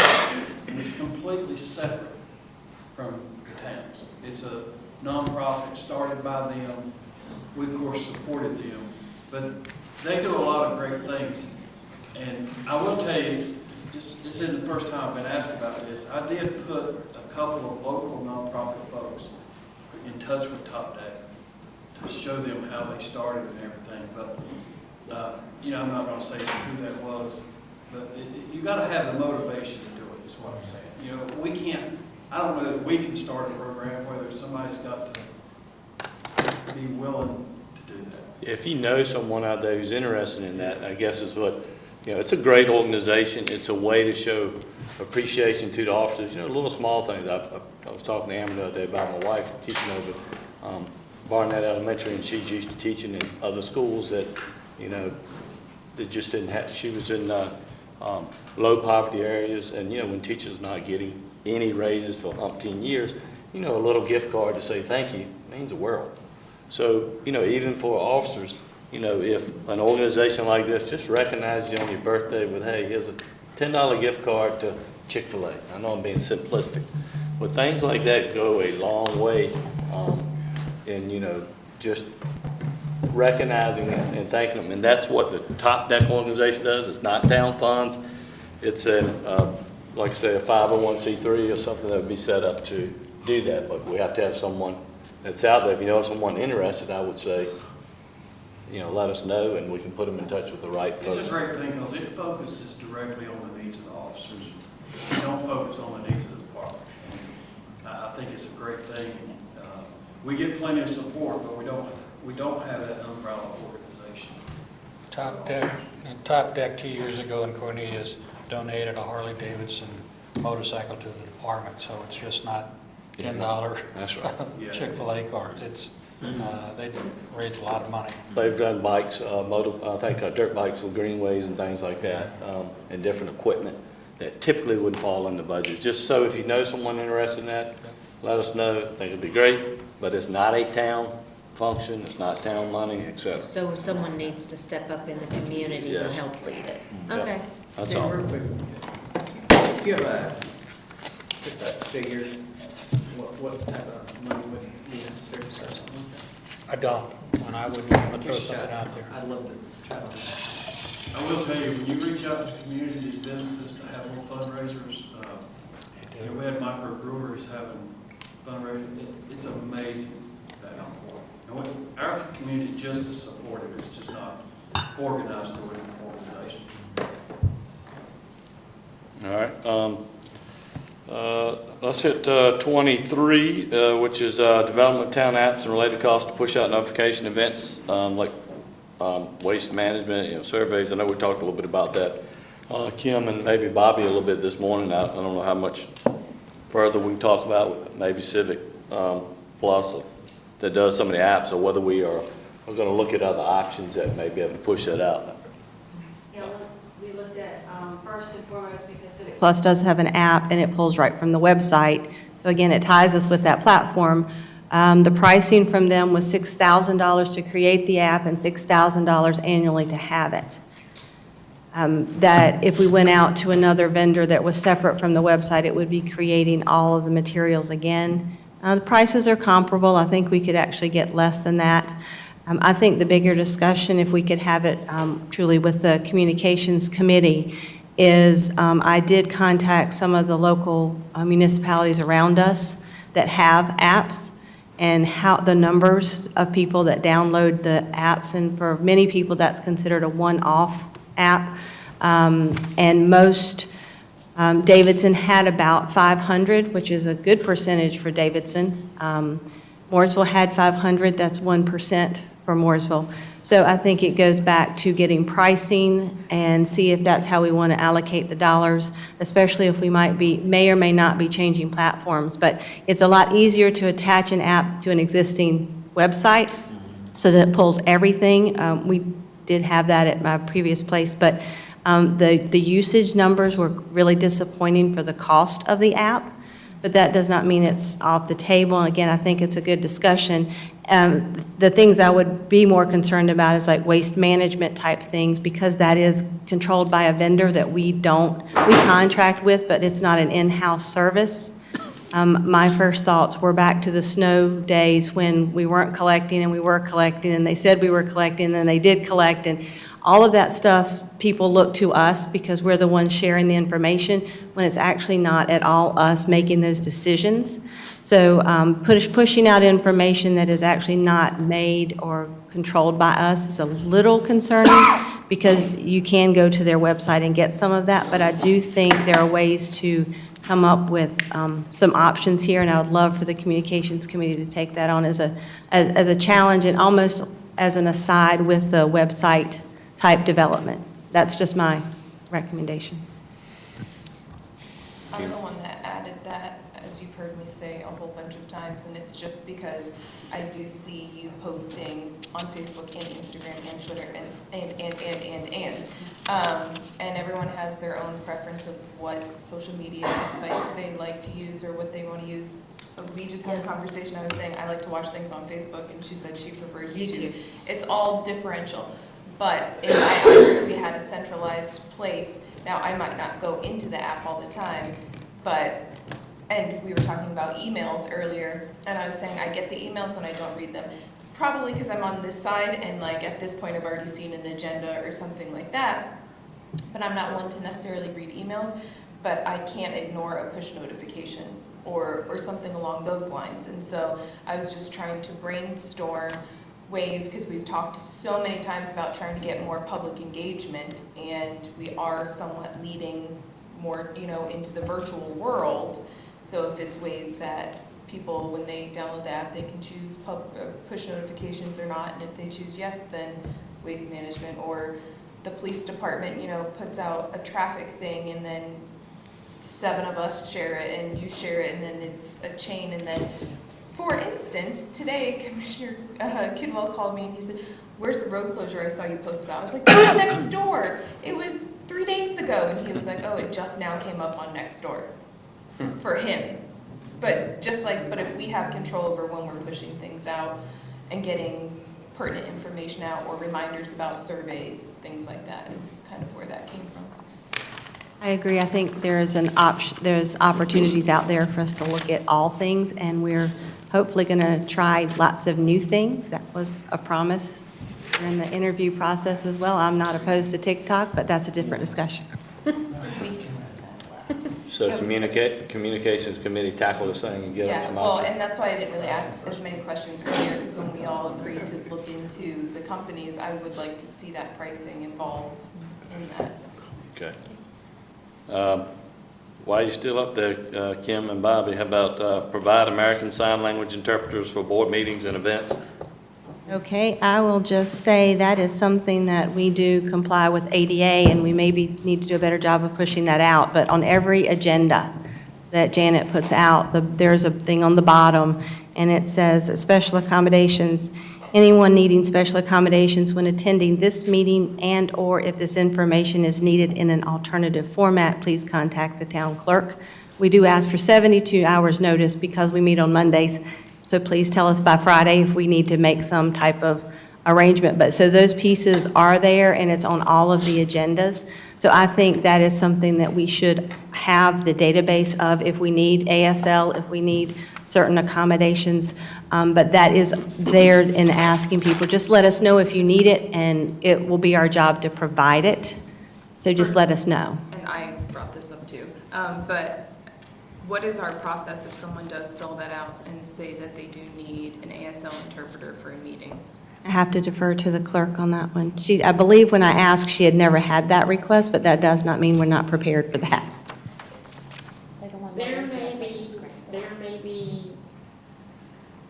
There may have been one time, and I'm not even sure of that, but we just don't receive the request. If we did, we would find somebody to come in here. I didn't know if we had like a contract set up, like we call in a contractor or something along those No, lines. because we just don't have that request. But like I said, if it was needed, if somebody contacted and it was needed, I would make sure that we had someone here. We have gotten connected with some resources that do provide some of those types of services through the ADA transition plan process, through working with Mecklenburg County. And what we put on our agenda is the same thing they put on their agendas, so it's consistent with others in the area. And then they have some resources for us potentially that could help fill that gap if we needed it. I'm glad that you put it on here, because I do think that, especially for events, whether it's, Memorial Day, Hello Huntersville, tree lighting, those types of events, it might be a good opportunity to bring someone in, to be proactive in that regard. This came to mind because I was at, I don't know, I guess it was Memorial Day event, and somebody in the audience that I didn't know was like, it's weird that the town of Huntersville doesn't have ASL interpreters, and there was a lady that was signing to her husband. And I felt like ashamed. I was like, oh God, this lady is doing something we should do. Now granted, I know you're saying that they have the ability to sign up, but like with what Mayor Bales is saying, events, things like that, we have people coming from all over. It might be just a good idea, an opportunity for us to be proactive. For our meetings in particular, if we were going to be proactive with our meetings, we would have to have multiple interpreters, because they only sign, like 15 or 20 minutes max? And then they have to rotate out. So that is something that's probably a little more reactive, where we would want to reach out. But maybe we could attempt this year, having someone at a memorial service, and see how that works, to be proactive with those events, since so many more people are coming into our community. And that's just to add another layer of communication. Not to put this on you, but I don't know if you can ask the League of Municipalities if other, when you meet, ask them if there's other towns that do use services, what they use. Absolutely. Be glad to.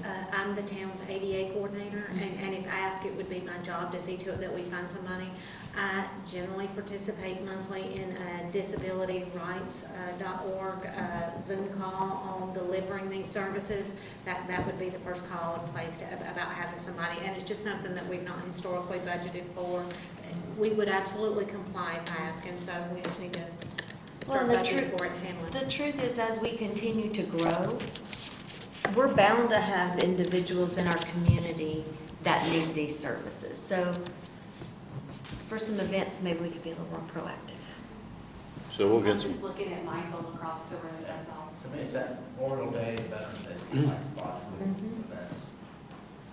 so we can get some costs on that, because like I say, there's some, so long they do it and someone else picks up, et cetera. So let us just get those guidelines and figure out what the cost is, and we can bring back more information on that.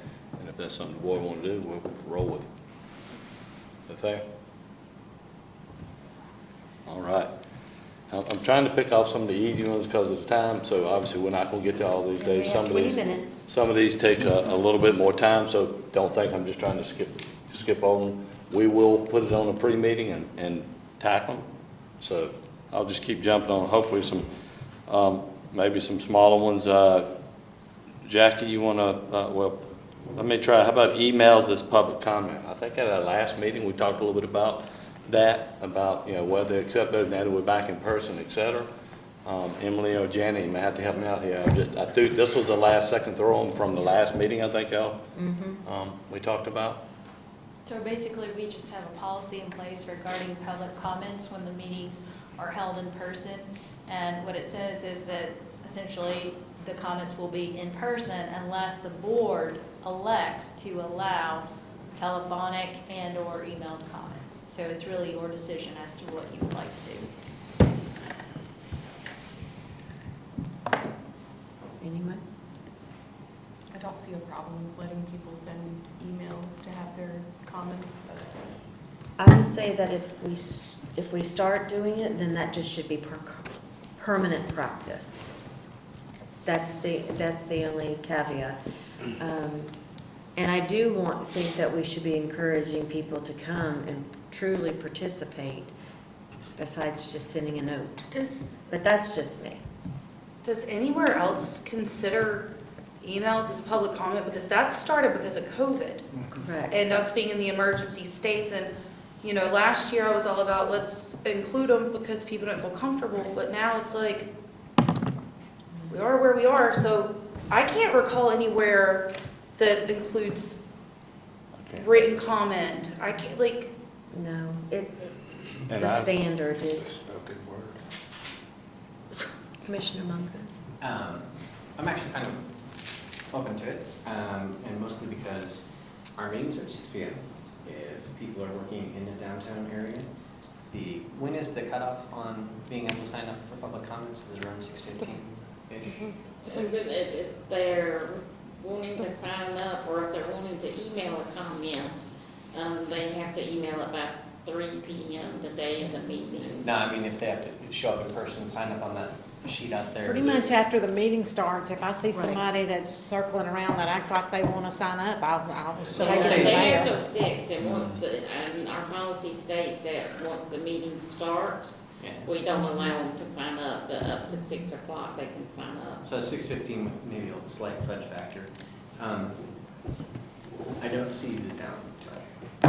We did last time. If somebody can't make it, if they have something on their mind, I think we need to open it up before they can email us. Somebody that can't drive, can't be here in person, got to give them that opportunity. Mr. Roberts. So the only question, I mean, this is Emily Janet, so we would read every one of those emails out loud in the meeting and They would have to People be. We would have to make sure that we put some parameters, the same parameters about obscenity and Yeah, things of that's what that I was- nature. that's where I was so going, that just- we don't put Kim in a position to start reading curse words into the Right. record. 100% and how that, do you yeah. manage the time Right. of a written comment being read? Because a speed reader, you know, can be like, whoa, whoa, whoa, you get Anthony up here I'll and, be you like, know, whew, buddy, 150 words takes 3 minutes. 3 seconds, you meant to say. There are, I mean, Yeah, we need some there are parameters. issues here, for sure, that would need to be jumped. Hurdles would need to be crossed. I would like to see how many other places include written comments, because I'm not trying to get ourselves in trouble either. And I get working and I've done that. I've been coming here I've on 2 also wheels. hustled to get here. I've Yeah, been that citizen. but I also don't want to disrupt a process that's been the process until COVID happened. So I'd like to see if any other municipalities do written word before we commit to this. Because if they do, then maybe we can learn. If they've done it and then said, heck no, we can learn why. That way, you know, the whole kind of you go first. I can send out an email to the clerk's listserv, That's a great which idea. is a listserv for all clerks in North Carolina. I can send out an email and ask for feedback from other clerks around the state to see what they're doing.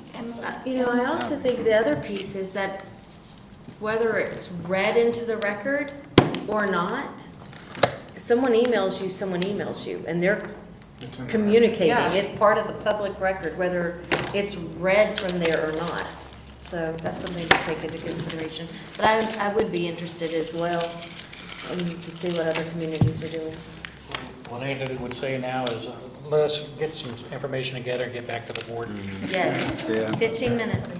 15 minutes, all right, so I think we did tackle 21, right? HFFA Oversight Committee, that basically, they're gonna look at that. 22, Jackie, can you do maybe update funding for nonprofits?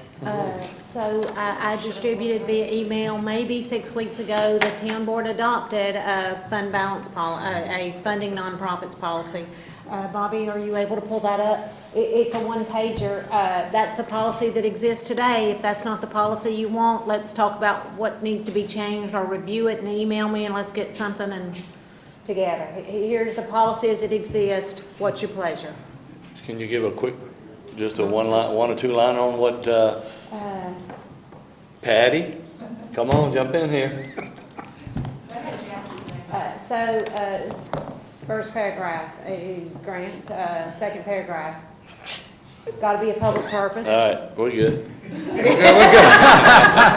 Sorry, I didn't mean to put you on the spot. Number one's all about it being public purpose, number two is about it being in the annual budget process.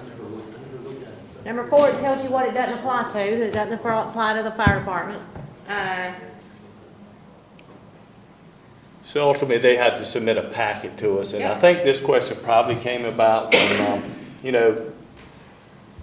we didn't want 100 nonprofits just coming in. Everybody asked for, any kind of amount of money under the sun, and before I got here, I know the board had sort of created a resolution or something, if I recall, Janet, before I got here, to kind of narrow that focus down, where we did not get 100 different requests to just anything and everything. Well, I think the other piece was that if we were funding something, it had to be something we could have done on our own. Am I allowed to comment on this?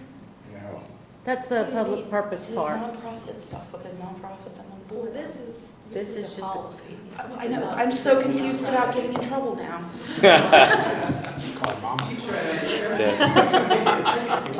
I mean, you may be okay with what we just, Be my boss. you may be okay with exactly the way we've got. We have kind of narrowed it down, but then the funnel has opened back up a little bit with, board members saying, hey, send it to this group or send it to that group. We're fine with that. We just tell us what direction you want to go if we need to make changes. So for the new board members, I'm the one who kind of, I guess, opened the can of worms.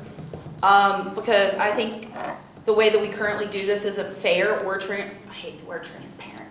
It's not clear, because I know of nonprofits, so my homies, I would send it to them, but it's like, what if we have other nonprofits that are doing a lot of good we don't know about? So I think it should be its own little, link 1,201 on the town site for nonprofits. Here's the criteria. If you meet it. If you meet it, apply here by this date, and that opens it up so that nobody's playing favorites, no one feels left out, and that we're able to do the right thing, because I don't think we should be picking and choosing winners and losers, even in the process of applying. So, I'm gonna. Let's go, man. Yeah, listen, I think we have some wonderful nonprofits in the area. I do not think it's the right for this board to fully spend taxpayer money on those nonprofits. I think if we want to put a link on our website and we want to direct people to go there and donate their money at their will, we should totally do that. But I do not believe it should be a budgetary process. When I was on the board, we had actually made work to actually stop doing this. And obviously, when boards change, boards change. Now, that is me from sitting up here, spending other people's money. Now, my personal belief, my wife and I donate to several charities. And we do it on a regular, and it's our own personal belief to do that. And I think that's, every individual has that right, but it should not be done from a standpoint of spending other people's money. Commissioner Munger? You can disagree with me. No, and, I mean, there are valid points and everything, and I think one of the things that we try and focus on with our particular policy is it is services or, I don't know how else, we'll stick to services. It is services that the city, the town, would otherwise provide on their own, but we are looking at nonprofits and saying, you provide this service on our behalf, essentially. And it doesn't take away from the town. It essentially enhances the town's capabilities. And as a result of them providing services that we don't necessarily have the personnel to do, we're able to give them funding to provide. But shouldn't that come from the town-like county, service. as a county function? Not necessarily. No, I'm asking. Definite maybe. Now I can ask. Definite maybe, well. No, if we have the authority to facilitate whatever that may be, so let's just say workforce development, right? I'm going to use it as an example, just roll with me, because. It's a stretch. Just roll with me.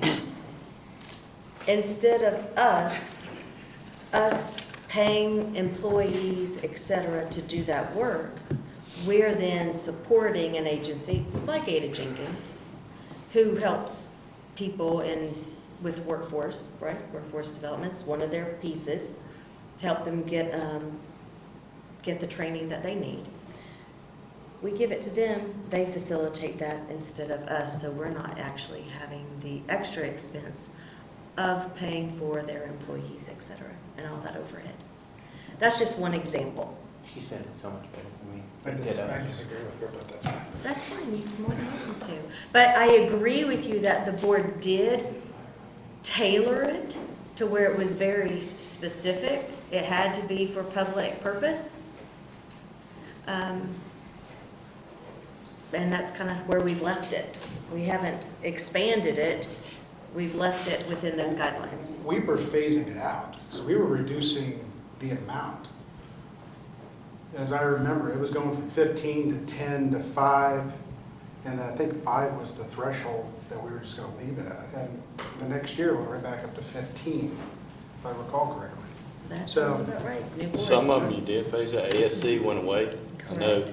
OHHS. OHS. So there were several, The the steel Highland Gear. drum band went away. Mhm. So you're right, it started to narrow down, and then, some of those organizations got, the existing organizations that were left, at the end of that funnel, got maybe some additional money. And then a couple other agencies have since at least sent the paperwork to and been added, that we've given funding.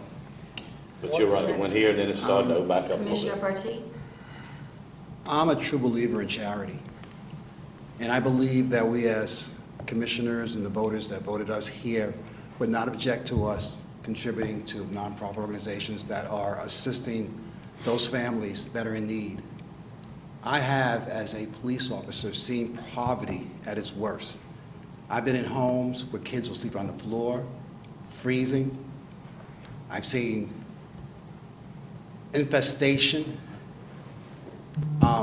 We are blessed. We haven't seen real poverty. I've been in public housing where you wouldn't even set your foot into.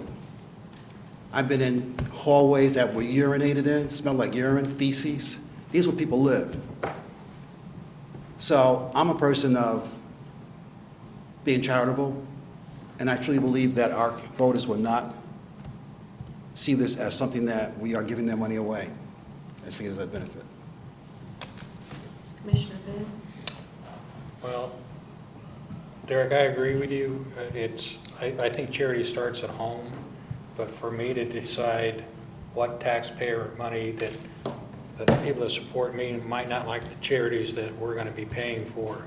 So what I would like to suggest, or just throw it out for conversation, is let's just come up with a X amount of dollars, and this is for our nonprofits, and then we'll divide it up as we see fit. I mean, we've got to draw the line someplace. I mean, it's got to end. We can't donate to everybody. A certain pot of money?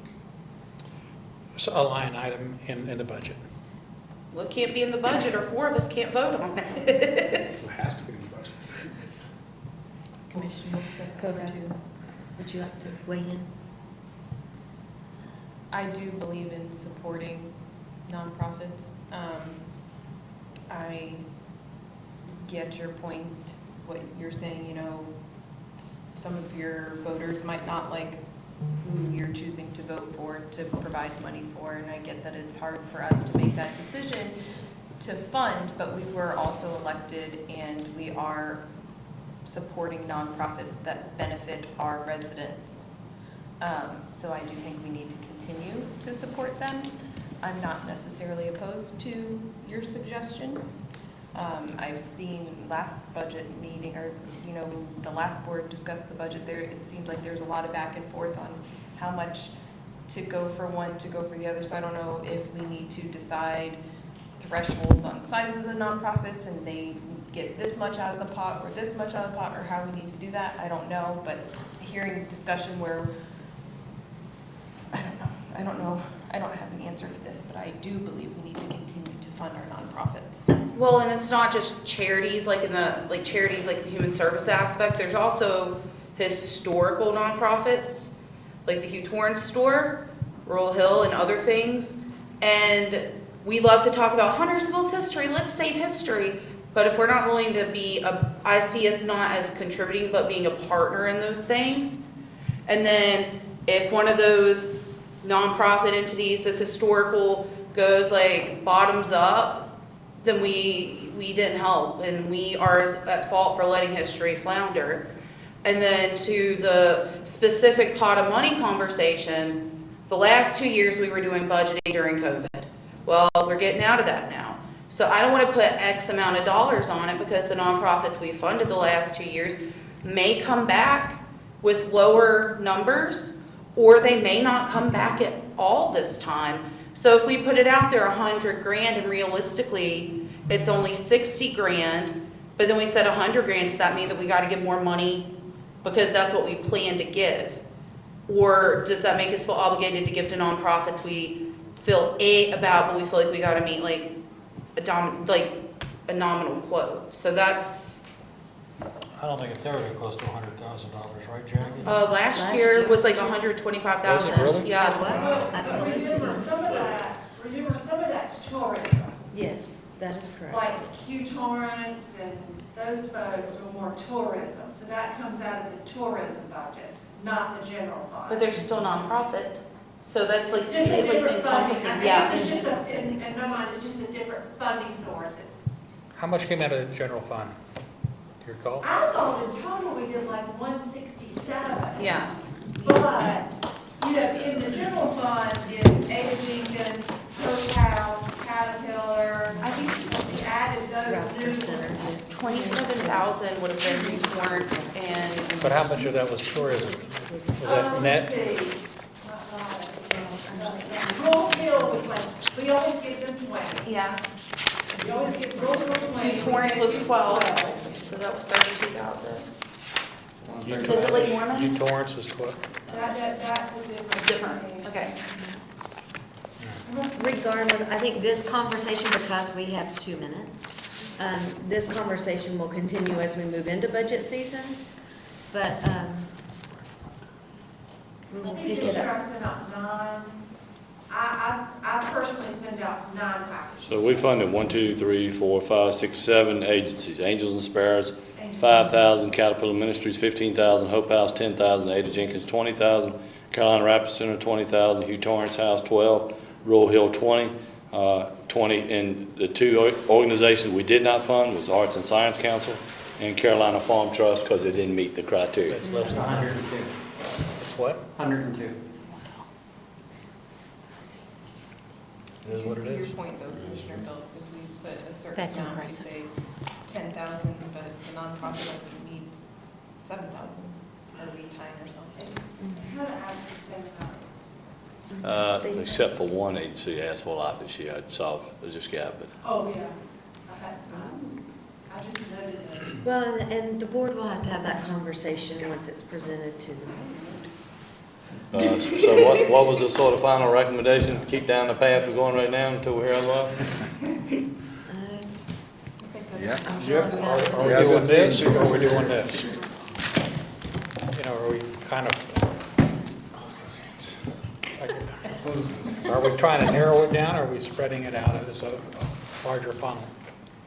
It's up to the board. I've always looked at it, are they meeting the criteria? Is it something that we can fund? And then have conversations around how much. Someone may ask for 20, we may look at it and say, we're more willing to do 10. That's a conversation for the board. I think status quo. The rest of these items, we'll need to bring back and We continue will conversations. we'll hit them up at a pre-meeting. I'll get with Janet. I don't know if we'll get them on this one. We may try to get something on this one. If we don't, I know we have a closed session. We may just put the closed session at the end and do some of these pre-meeting topics or do some of these at this next pre-meeting. Because I need Janet to stay here late, at night. Well, So, some of these items will be a pre-meeting on. so we'll see. Yes. If that, we'll work them in. Don't worry, we'll get them in. It's not, I'm not trying to avoid them. We'll get them in. All right, sounds good. And thank you, staff, So tomorrow, for all your work. Yes. Back here tomorrow. Yep, tomorrow, Yeah, right. 8:30, right here. Public Roger and Huntersville 101. Motion to dismiss or I have a motion, we have a second. No, I got a comment. Oh, no, you have a comment, all right. I would like to say thank you to Anthony and his staff and everybody that put this meeting on. It was very informative. And I'd also like to say thank you to Catherine for the meals and stuff. I thought the menu was pretty good. She did a good job, so. Thank you. Second, your motion. All those in favor? Aye. Good night, everyone. Thank you. See you tomorrow.